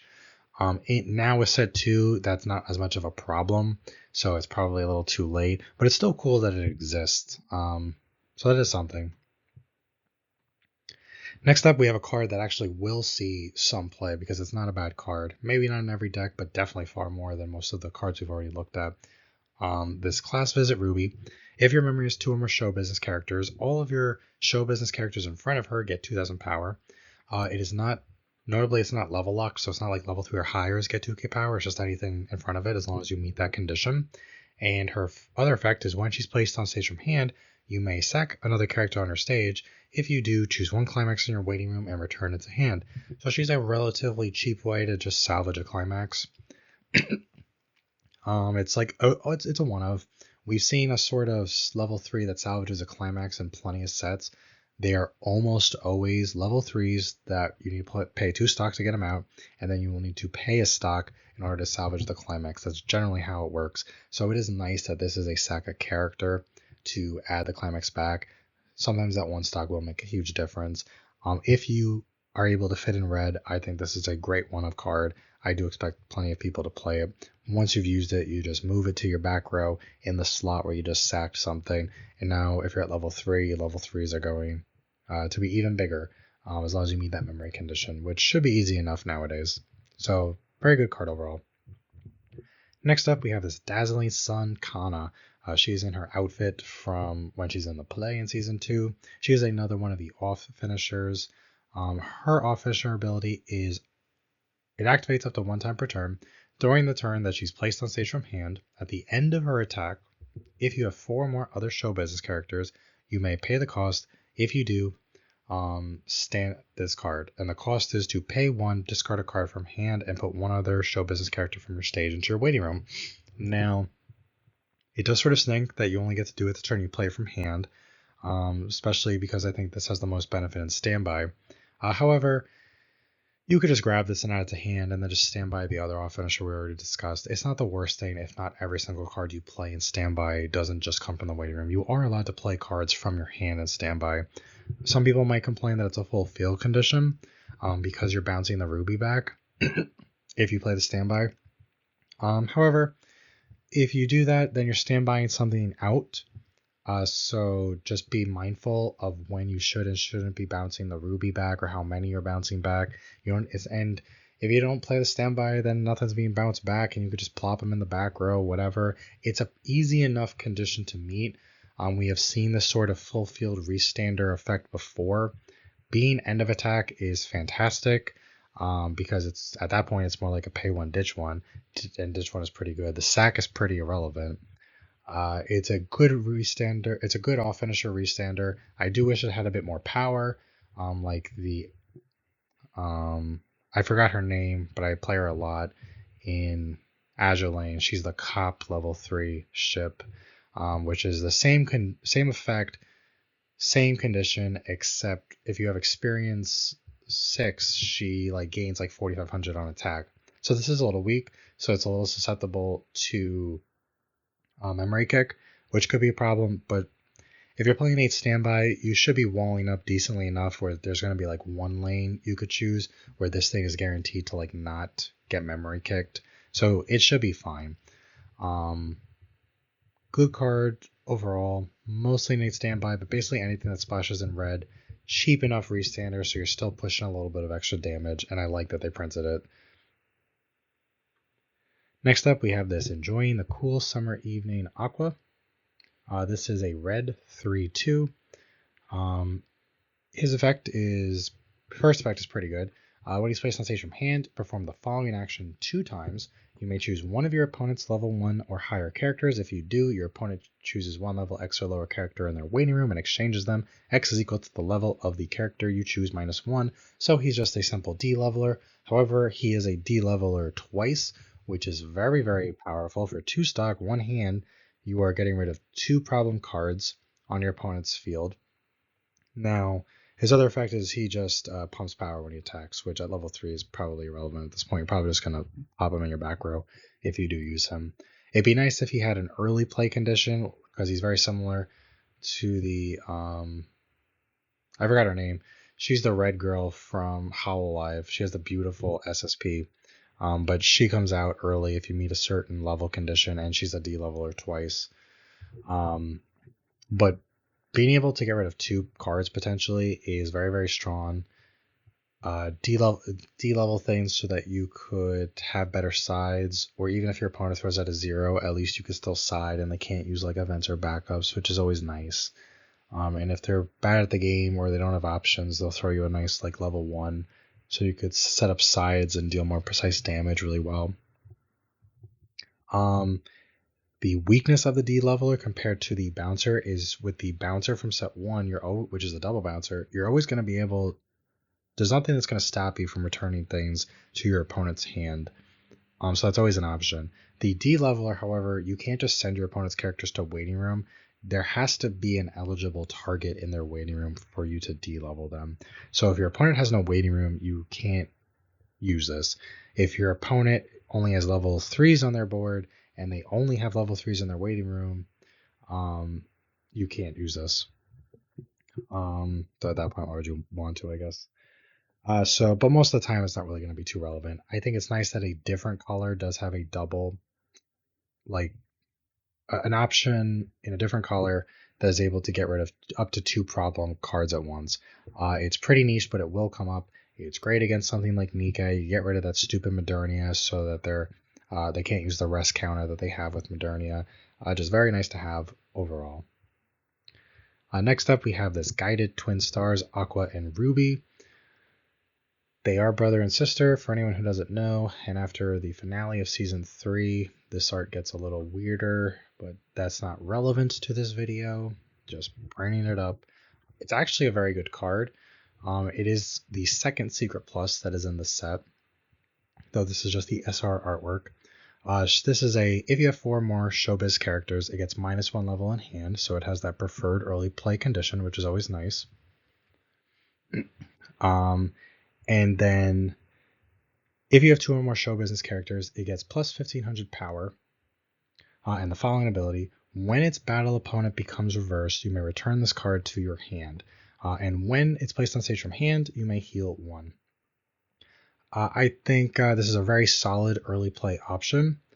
I think the fact that it's in red is nice because we don't really have good early play options in set 1. There was like the Memcho that everyone played.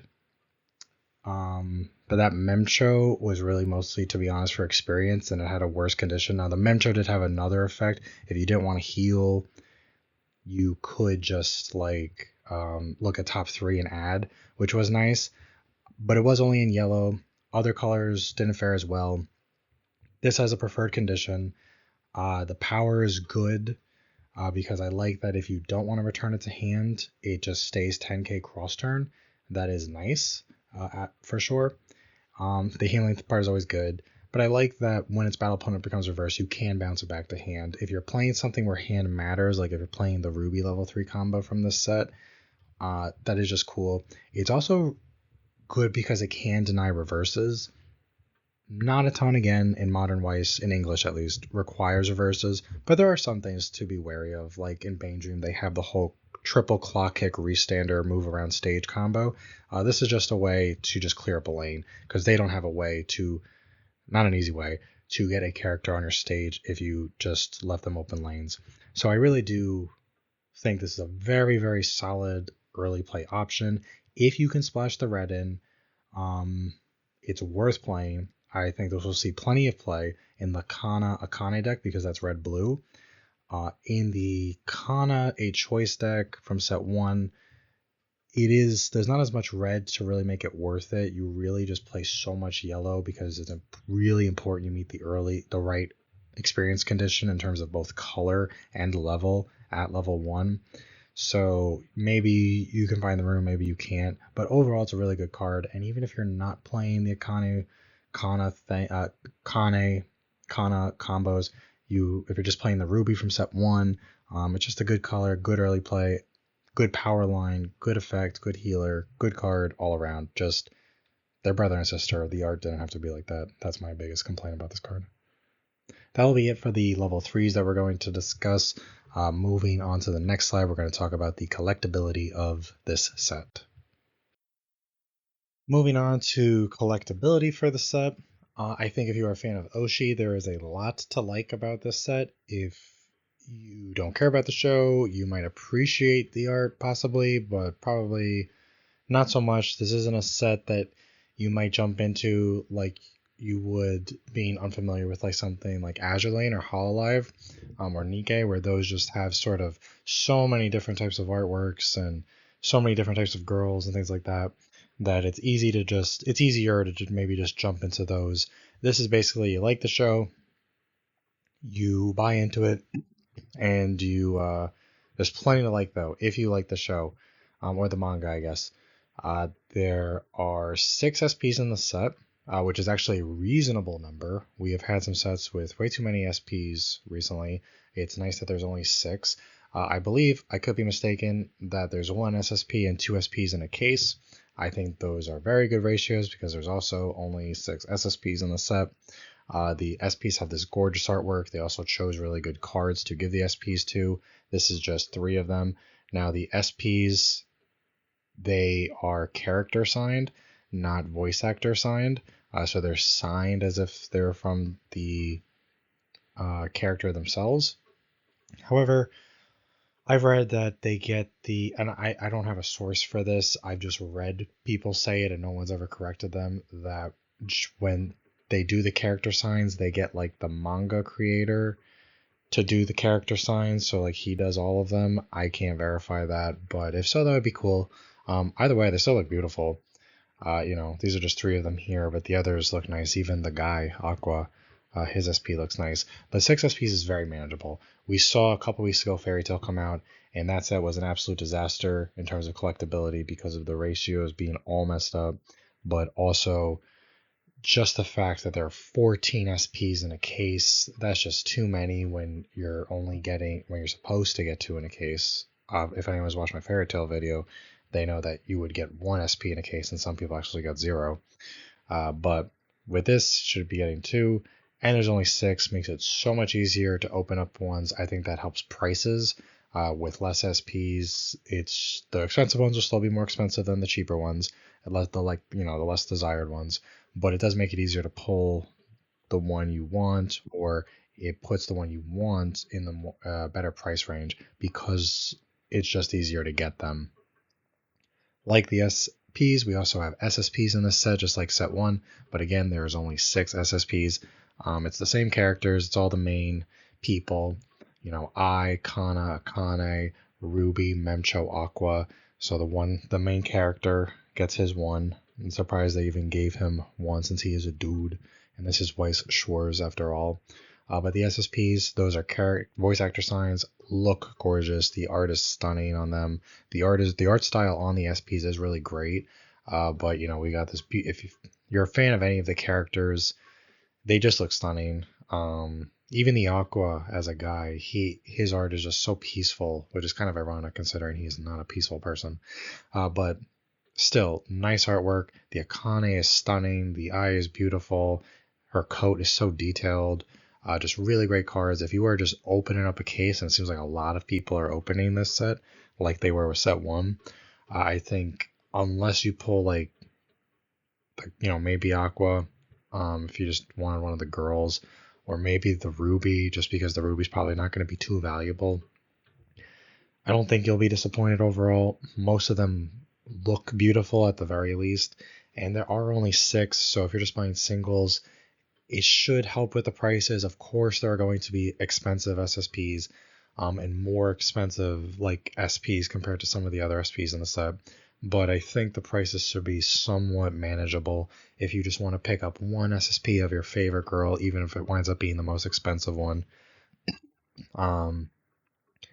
It is just I love the ratios. I will never understand when Bushiroad just gives us too many SPs in a set, and not. It's one thing when it's like Hololive where you get there's like 50 SPs, but Hololive is opened up in a league of its own.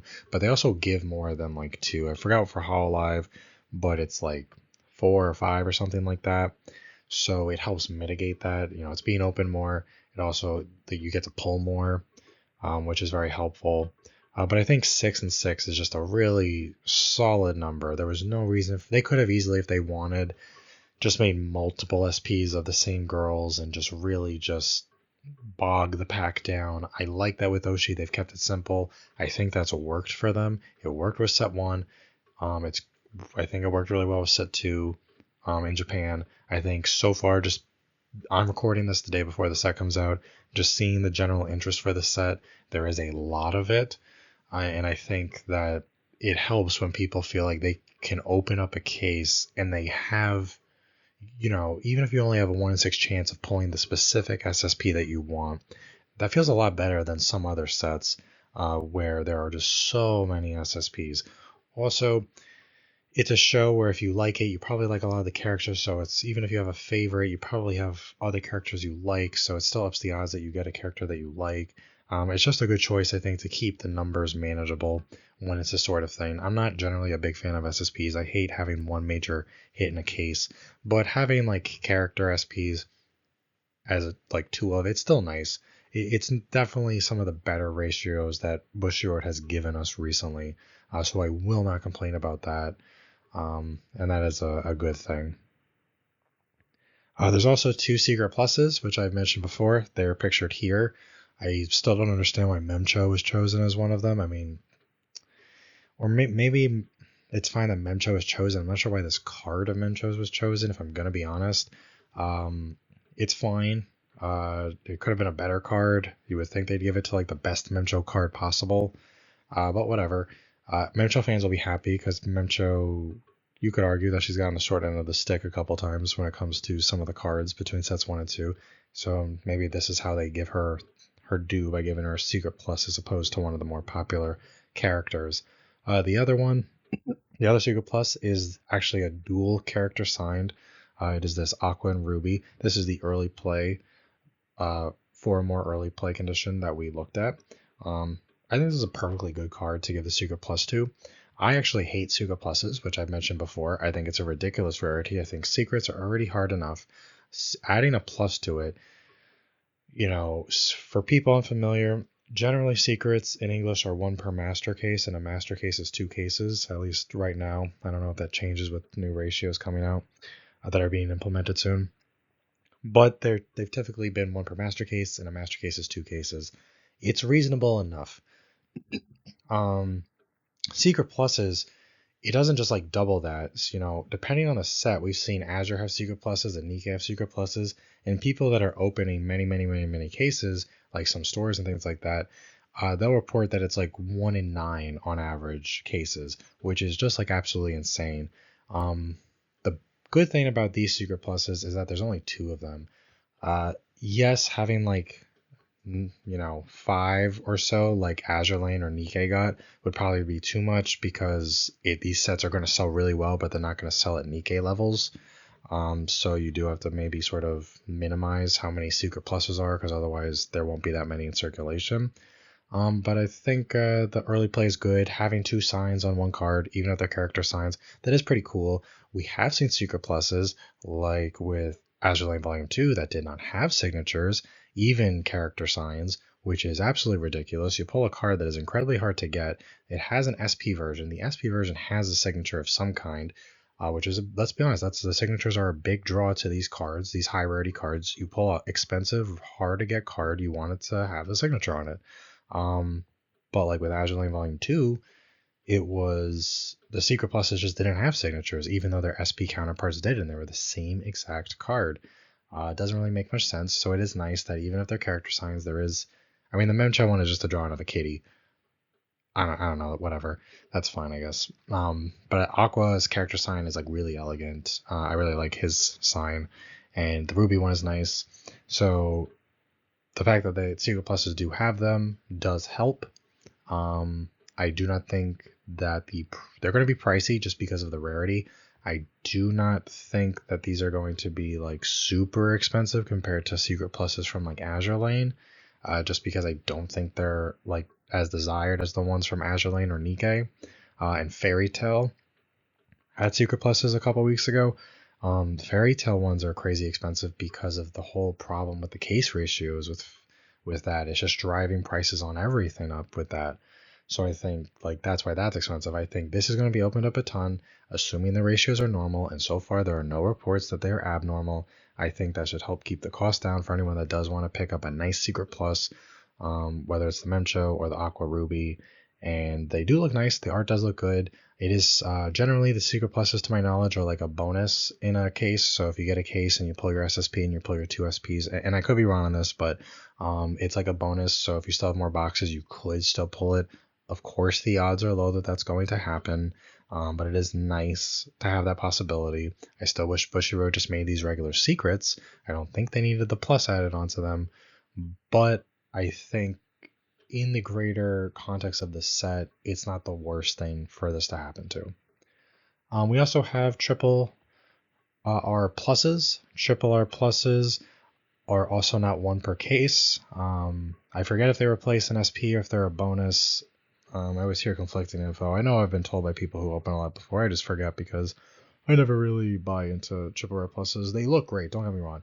These cards, look great. The problem is that I have with them, even though they are beautiful, is that we've gotten like OFR climaxes before, like in Quince, and those are basically triple rare pluses. It's basically just where you see the border just goes all the way to the end of the card, essentially. So the art continues all the way to the end of the card rather than get interrupted by any of the text or anything like that. You just get to see it, and they do look stunning. And in person, they look stunning, even if it's on a bad climax. Generally, the art is just really nice, but they often, because of how rare they are, they do sort of go for a premium, and they're hard to find. And getting someone to get rid of one for a reasonable price, because they always harp on the fact that it's rare, it gets a little frustrating. That's just my personal belief. I know people that are willing to spend a couple hundred on the one that they like the most. If I pulled one, I would, even if it's like the Memcho, I'm never going to play that Memcho, but I think the art on it is just really great. And just the foiling on them in person looks stunning. They look great. Triple rare pluses might be going the way of the past, because it does seem like in the JP side of things, they've announced some new rarities for things, and you could get different types of climax triple Rs. It seems like they're coming out with they're maybe coming out with a rarity that sort of just replaces the triple rare plus, but it also like just looks identical to the triple rare plus, which I think would be nice because the art is stunning. I don't think it costs Bushiroad that much where it needs to be such a hard thing to hit. I think triple rare pluses, just throw one in a case. I don't think it's that big of a deal personally. I don't think it needs to be one every master or one every 3 or 4 cases or whatever the number is. It would be nice to have this in addition to like however many SPs and an SSP that you get in a case. But they do look stunning. I think particularly the Kana door at the bottom left there and the Akane level 3 combo on the pants there just looks really great, especially the Akane one. Even though Aqua's, the guy, is taking up a big portion of that card, the background and the color scheme is just so beautiful. I've never picked up a triple rare plus, but like I'm super tempted to pick them up for the Akane ones because they do just look really great. And for anyone that just opens up a couple of boxes or something, I think they'll be very happy if they pull any of these, as long as, well, maybe not the one that's just Aqua, but any of the rest of them, because they do look really great, and the foiling does look great. I haven't seen the Oshi ones in person yet, but all the triple R pluses I've seen in person so far do look very nice. In addition, Bushiroad has been continuing a trend of theirs that they've done recently, where they give us these serial signed cards. Now, these cards are meant to replace AGRs in Japan. For anyone that's new to Weiss, I do, just as a little PSA, if anyone's noticed, I do sort of explain a lot of things in my videos that experienced Weiss people will know, but I got my start in Weiss by watching videos of experienced people, and I would sometimes get confused by terms that they would use, or if I wasn't familiar with how the JP side of things worked. So sometimes I just like to explain things for any newer listeners who are getting in purely because of Oshi and they don't know as much about Weiss. It helps keep them a little bit informed. So to continue with this, in JP, they started doing hand signs on climax cards. They'll pick like 1 or 2 in a set, and they'll be super rare. They'll be serialized still, but they will be hand signed by the actual voice actor with actual pen to paper, pen to cardboard. And they're very rare. They're very expensive on the JP side of things. We do not get those in English. However, rather than just totally rob us of that awesome rarity, Bushiroad sort of met us in the middle, where they give us these serialized versions. So they still have a serial. They are still climaxes with the same art, but it's like a stamped signature. So it's basically like an SP or an SSP, but it is a serial, so it is still incredibly rare. I own one serial from back in the olden days when it was Dreaming Girl, one that at an auction, and it's fine. But I have one of these newer Climax serial rares from Bane Dream, and it's one of the most beautiful cards I've ever seen. This picture, I'm sure people will say this picture looks nice. It's got Best Girl on it. In person, the foiling on these things and the foiling on the signature, they look beautiful. They are very rare.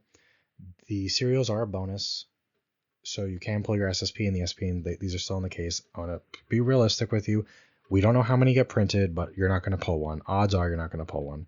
Obviously, someone's going to be pulling them, but Bushiroad does not give us firm numbers. we have a rough idea based on past sets that it seems like when it's just a single serial, there might be like 20 to 30 produced, somewhere between there, around there, gives or takes, but they won't confirm it for some stupid reason. No idea why. But you will not feel bad if you pull this. If you're a fan of Oshi, you'll either sell this and you'll make some money, or you will this will be like the holy grail of your collection. Of course, in JP, this was actually signed by Ai's voice actress, but I am sure it's going to look absolutely stunning in person, even if it's a stamped signature. But it is something to keep people buying boxes, even if they know that the case might be quote unquote dead and the SPs and the SSPs were pulled, because these can be bonuses to those. So it is a way for Bushiroad to help keep interest alive in a set, because they do know that their products can be like sort of mapped, and not that you can know which box in a case has an SSP, not mapped in that sense, but mapped in the sense how many hits there are, and this being an extra hit means that it incentivizes people to be buying boxes, because you can still technically pull it, even if it's very unlikely. And if you pull it, you will not be disappointed, because it does look great and they are worth money. So I think from a collector's standpoint, it's great that Bushiroad does this. That's it for the collectability. Overall, I think the collectability is very high for this set. If you don't care for Oshi, then you're not buying into it anyway. If you like Oshi, I think this set has plenty to offer you in terms of collecting. I forgot to mention that like everything in this set gets a foil, so there are like 90 foils and 90 SRs in this set. But if you don't want to buy SPs or SSPs and spend all the money on those, you can still get nice foiled versions of cards at much more affordable prices, which I think is really great. There's the triple rares, which look beautiful. Those will generally be the climaxes. But the SPs look great. The SSPs look great. The ratios are good. I think they're perfectly fair ratios. Collectability wise, there's a lot to like about this set. If you aren't interested in playing in Weiss, you just want to get some signed Oshi cards because you like the show, I think there's nothing wrong with that, and I think you won't be disappointed, and there'll be plenty of stuff for you to choose from at a variety of price ranges, which is really, really great. Moving on to the competitiveness portion of the video, I'm going to talk about how competitive this set is. Happy to report, as I'm sure it's pretty obvious so far, that this set is going to be incredibly competitive in the next season. And depending on if we ever get a ban list for this set during the upcoming season, it could have some serious staying power. It's really going to depend. The big card competitive wise coming out of this set is the Akane level 3 combo here. However, I think the Kana level 3 combo from set 1 is still perfectly viable. It's a very good card. It's sort of like a dealer's choice on what you're looking for from a deck. They both have similar cost. If you just hard play them from hand with none of the changers and none of that other stuff. 7 stock upfront to triple them. The Akane does require a discard, which Kana doesn't, but I think that's pretty negligible.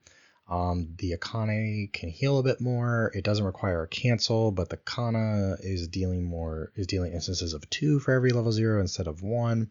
That is a plus. So it's really down to personal preference, what colors you want to be playing in a deck. It's down to if you care about the experience condition of the Kana, maybe just if you like one character more than the other.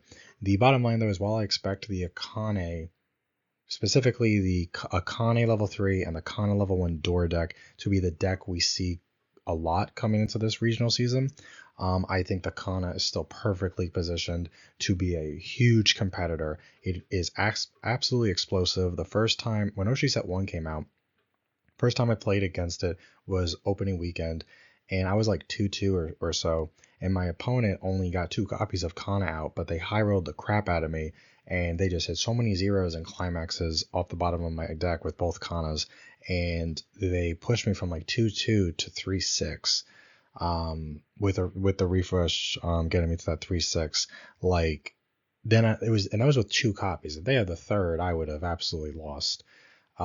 It's just a powerhouse of a card. It closes out games. Yes, it can whiff, but to be fair, since the Kana and the Akane both hit on zeros. If you're whiffing on the Kana, you'd be whiffing on the Akane if you swapped them out. You need zeros for both, so you're healing with Kana a bit less, but ultimately, I think it's just up to what you're looking for from a combo. Maybe you like the whole package around the Akane. There is a lot to like about the package. With Akane, the Brainstorm is fantastic. The Changer is really good. You can use the level 0 Akane that we discussed that lets you summon out a character equal to or less than your current level from your hand without paying stock. You could use that with the Kana if you want. It doesn't have to be the Akane. It's just now both decks have access to almost the same suite of tools. The only big difference in terms of tools would be the Brainstorm, because you can't really play it in the Kana version. But other than that, the deck list, aside from like some colors, they'll look kind of similar, especially at 0, because the level 0 game is so strong. If we are finishing up a single season now, Philadelphia was last weekend. I forgot if there's any more single regionals around the world upcoming, but we got Worlds coming up. I think it's like April. But then we go into trios season. If we were going into another single season, I would fully expect to just see Oshi, Oshi, Oshi, Oshi, Oshi, Oshi everywhere. Top 8s all the time, top 16s all the time, just so many, filling them out. Because we are going into trios format, I expect to see Oshi, Oshi, Oshi, Oshi, Oshi, Oshi, Oshi everywhere.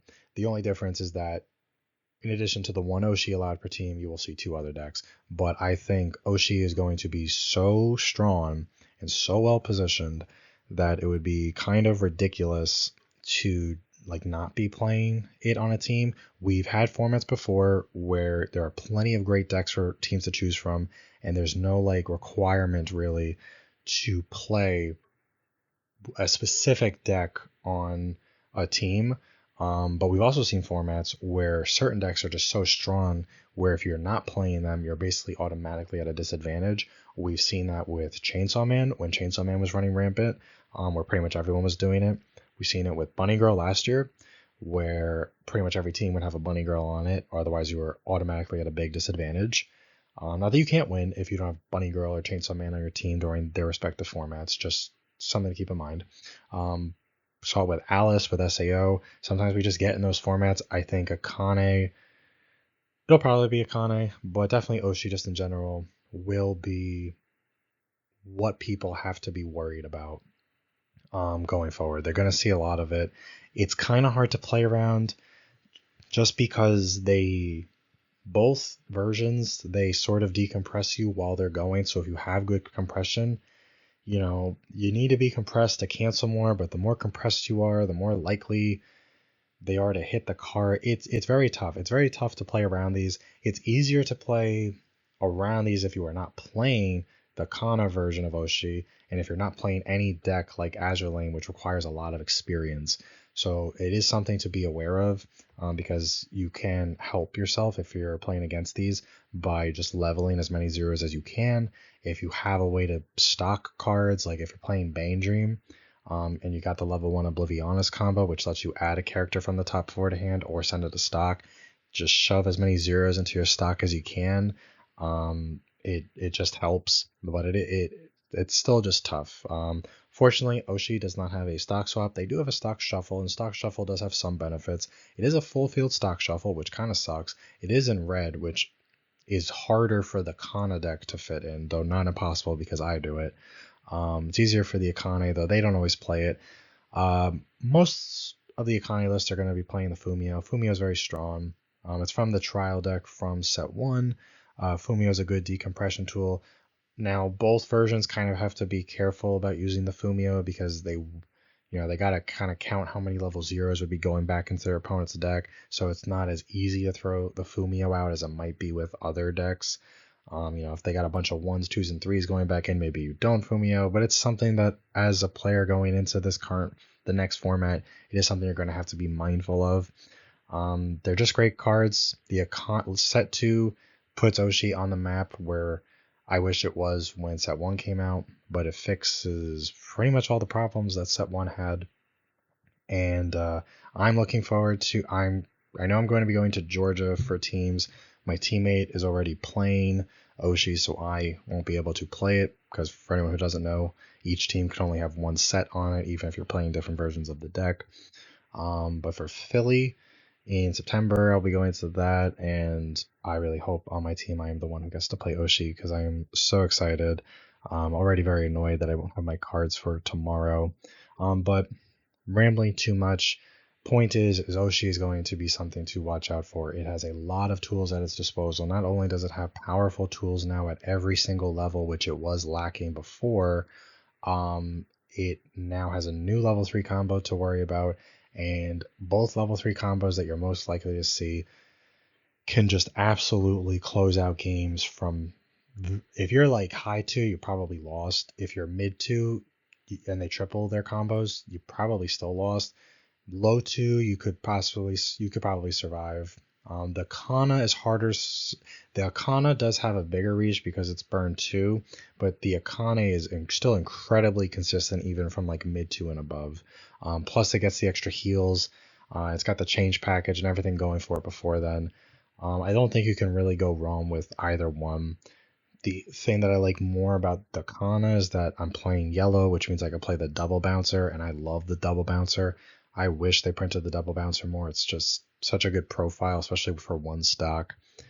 But there are other options you could play aside from those two combos. There are these two Ruby combos that you could be playing if you don't like the Akane or the Kana, and I think they're perfectly fine. The first one is to the To a Shining Stage Ruby. It's from set 1. Depending, it lets you basically put up to two cards from the top of your opponent's, two characters from the top of your opponent's deck into clock, depending on what their powers are and depending on how many different cards you have with different names in your memory. It's seen some success. It's not bad. Oshi luckily got a lot of new cards that help with memory stuff in set 2, especially that level 0I that we talked about, that sends itself to memory for free essentially. And being able to do that up to twice is nice. Even though this Ruby does need to see different cards in memory, it's just a way to save on stock, which is helpful. And unless you really low roll on this Ruby, you should be able to, if you triple it, get a decent amount of cards straight into your opponent's clock. And having uncancelable damage is nice. And even if you see a climax, at least you get to dump the climax. So it's kind of like a mocha a little bit. It's a perfectly acceptable combo. It doesn't have the kill range of the Akane or the Kana, that's for sure, but it's still perfectly good. If you like Ruby or you like Dwarf level 3 combos, or you just like red, whatever your reasons are. You also have her own unique color Ruby, which is from set 2 that we talked about in this set. I think she is a perfectly fine alternative to Kana. I don't think she has the same range as the Kana from set 1. However, I think she is a very cheap combo, very efficient. The dig is nice. Being able to dig for your climax or more copies of herself, really, really good. And it's basically a way to almost guarantee a burn 2, which is kind of nice. And if you don't stick any of the burn 2s, at least you're processing a lot of climaxes out of your opponent's deck, and hopefully you stick your swings at that point for 3, 4, 5, depending on if you trigger and if you swing direct, which is nice. Of course, this one is like the Akane and the Kana. It is sort of dependent on your opponent's deck state, but I would argue that this is more dependent on their deck state, because you kind of want them to cancel the first 2 and then stick the second 2. You kind of want to just do that on repeat. If you stick the first 2, well, then you just burned 2, and burn 2 once doesn't really feel good. Burn 2 twice feels very powerful. Burn 2 twice is very, very strong.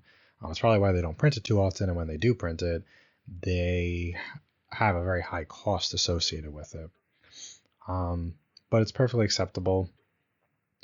There are a couple other level 3 combos you could be playing. They are all definitely going to be weaker than the 4 we've talked about here. But competitive wise, I would say Oshi No Ko is definitely here to stay until there is some sort of ban list, which I'm not saying it deserves a ban list. The set hasn't even officially come out yet. Let's give it time to run free and have fun and let people play with it and all that fun stuff. But it's going to be something you have to think about going to a regional. Even at a locals level, playsets have been selling like crazy. I just see them being scooped up really, really, really fast. I think people are really buying into the set very heavily. People are very excited for the set. So I think that it is something that even at a locals level, you should expect to see. People at a locals level might get tired of just being a Con-Aid and having, getting burned 9 times up to 9 times. They might get a little tired of that. Hopefully, people don't find the game getting a little stale at that point. But we're not here to argue that. Here to argue that competitive wise, Oshi No Ko is going to be a very big force. I can't necessarily say that we're going to have to see how things play out. We're going to have to see if we get a ban list at Worlds or near Worlds, because when we got the winter update from Bushiroad with a product stream for English, they told us that we weren't getting a ban list then, and frankly, we didn't really need one at that point in time. I think things have shifted a little bit where it's about time for Banjim to be hit, which sucks because I love Banjim and that's what I played at the last 2 regionals I've been to. But they did say that depending on how things go, they implied we might get something around Worlds. The argument against hitting something like Banjim, which really is the only thing right now that deserves to be hit, would be that if you hit Banjim and make it worse, then Oshi No Ko's biggest competition it may not go away depending on how bad the ban list hit is, but its biggest competition gets notably weaker depending on the hit, and then that makes it even easier for Oshi to top. And the argument could be, well, if you leave Banjim there, then Oshi has something that could stand against it. Of course, another argument against that is it is trios format coming up, and do we really want to have an entire season where everyone on every team you have one Banjim and one Oshi? We have had formats where you must be playing at least one of a certain type of deck, but we haven't had a ton where it's like, oh, you must be playing 2 specific decks, Banjim and Oshi. I don't know if that would be a particularly fun format, and that is coming from someone who is a Banjim player and is about to very much be a Oshi player. So we'll see what happens with that. But overall, expect to see a lot of this. It's going to be good. Set 2 is just very busted in a lot of ways. Set 1 had so much going for it. This fixes all the problems. So definitely start preparing for it. Start learning what the cards do and the matchups and how you can best play around them. And, this coming season, just not to preach and sound like I'm giving everyone a pep talk, but, just brace yourselves and I guess try to have fun knowing that you might get blown out from like low to mid 2 if you go up against any version of Oshi, and just hope that all of your zeros are safely stuck on top of your deck. That way you don't die. Now, for the last part of this video, just going to briefly summarize what we saw in this video, my overall thoughts for the set. I think it's pretty obvious. I love the set. I love the franchise. I love the IP. I think it's a great set. It's what set 1 could have and should have been, but we finally got it. I'm just grateful for that. It sucks. It took like a year or a little more than a year after the JP release for us to finally get this in English. Wish we got it sooner, but we finally got it. I think a lot of people are going to be so happy with this set. It's going to make an immediate impact on the meta. It can't be understated how good it's going to be. It's done very well on the JP side of things, and we are missing a lot of the really powerhouse decks that JP has that can outclass Oshi. And despite having those very powerful decks, Oshi still does phenomenally well over there. Most rankings that I look at over there would say it's a A to an S tier deck. I think here it's going to be very similar, A to S tier, leaning a bit closer to S tier, just because of how potent its 2 major finishers are, but how many tools it has available to it now. Collectability wise, fantastic set. Oshi fans are going to be eating good with this. Just a lot to like, great ratios in the set, great cards to collect, a lot of different types of cards to collect at various price levels, make this a very good entry point to people who either want to invest a lot of money and time into collecting a lot of big cards in the set, or people that just want some foils of their favorite Oshi characters and just get some like nice looking SRs. A lot of the SRs, maybe even most of them for this set, they have the same artwork as the SP and the SSP counterparts. All you're missing is the signature, but they will be at far more affordable prices. And I like when Bushiroad does that, so they don't like lock the good art behind the SP versions. So that does make it very nice for people who want to like players who want to mid-rare their decks and maybe just get a bunch of SRs. Of course, some of the more valuable SRs will be the more playable ones, and because there are like 90 SRs in a set, it could make some of them a little more expensive than they normally would be, but they're still far cheaper than the SSP SP counterparts, and that is something. Overall, great set. Expected to be one of the best-selling Weiss sets of the year. We don't have another Azure coming out this year at least. Nikkei 2 has been announced, but without a release date. That could still come out this year. We don't really know don't have release dates for things beyond July, I think, at the time of the recording of this video. So Nikkei could come out in the back half of the year. They could save it for the fall like they've done with Azure before. That would be something, a big fall release for that. At that point, Nikkei 2 probably becomes the biggest selling release, the biggest release of the year. I think it's hard to argue with that.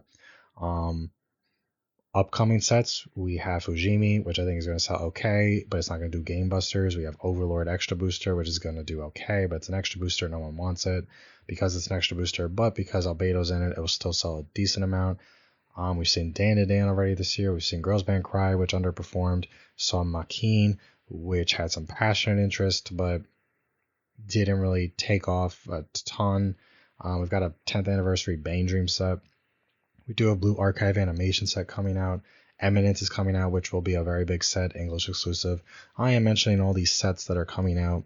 We have Uma Musume coming out also. I mention all these sets just to put in context how well I think Oshi will do compared to those sets. I think even compared to those sets, I think Oshi's going to do very well sales-wise. I think it's going to do very well in terms of bringing eyes to the game, like Set 1 did. Maybe people that bought into Set 1 and never looked back, they're going to come back, they'll buy some more, maybe they stick around and play a little bit. But I think at the end of the year, Oshi will go down as one of the most powerful sets that was released of the year. As it stands right now, we do know ReZero is coming out. We can't say definitively that ReZero, the new set, is definitely coming out this year. It should, but Oshi has fooled us before with announcing sets way far in advance, like they did with Eminence and Fujimi too. So I'm assuming it's coming out this year, but it might not. That could give Oshi Volume 2 a run for its money in terms of how powerful it is and how popular it is, because ReZero also is extremely popular. But for the things that we know are coming out this year, aside from maybe Eminence, which English exclusives tend to do well, I think Oshi is right now positioned to be the best-selling set of the year for the currently announced sets with release dates. I also think it's definitely the most powerful set that is currently announced that has a release date. ReZero comes out this year. Maybe things change a little bit. ReZero is pretty great in Japan. There's a reason why it's on their ban list there. But great set overall, and I'm very excited to really start playing the set finally, and I'm sure lots of people are too. So that will wrap up this video. Thank you to everyone who has watched. This has been Catskill Weiss Schwarz, and I will see you next time.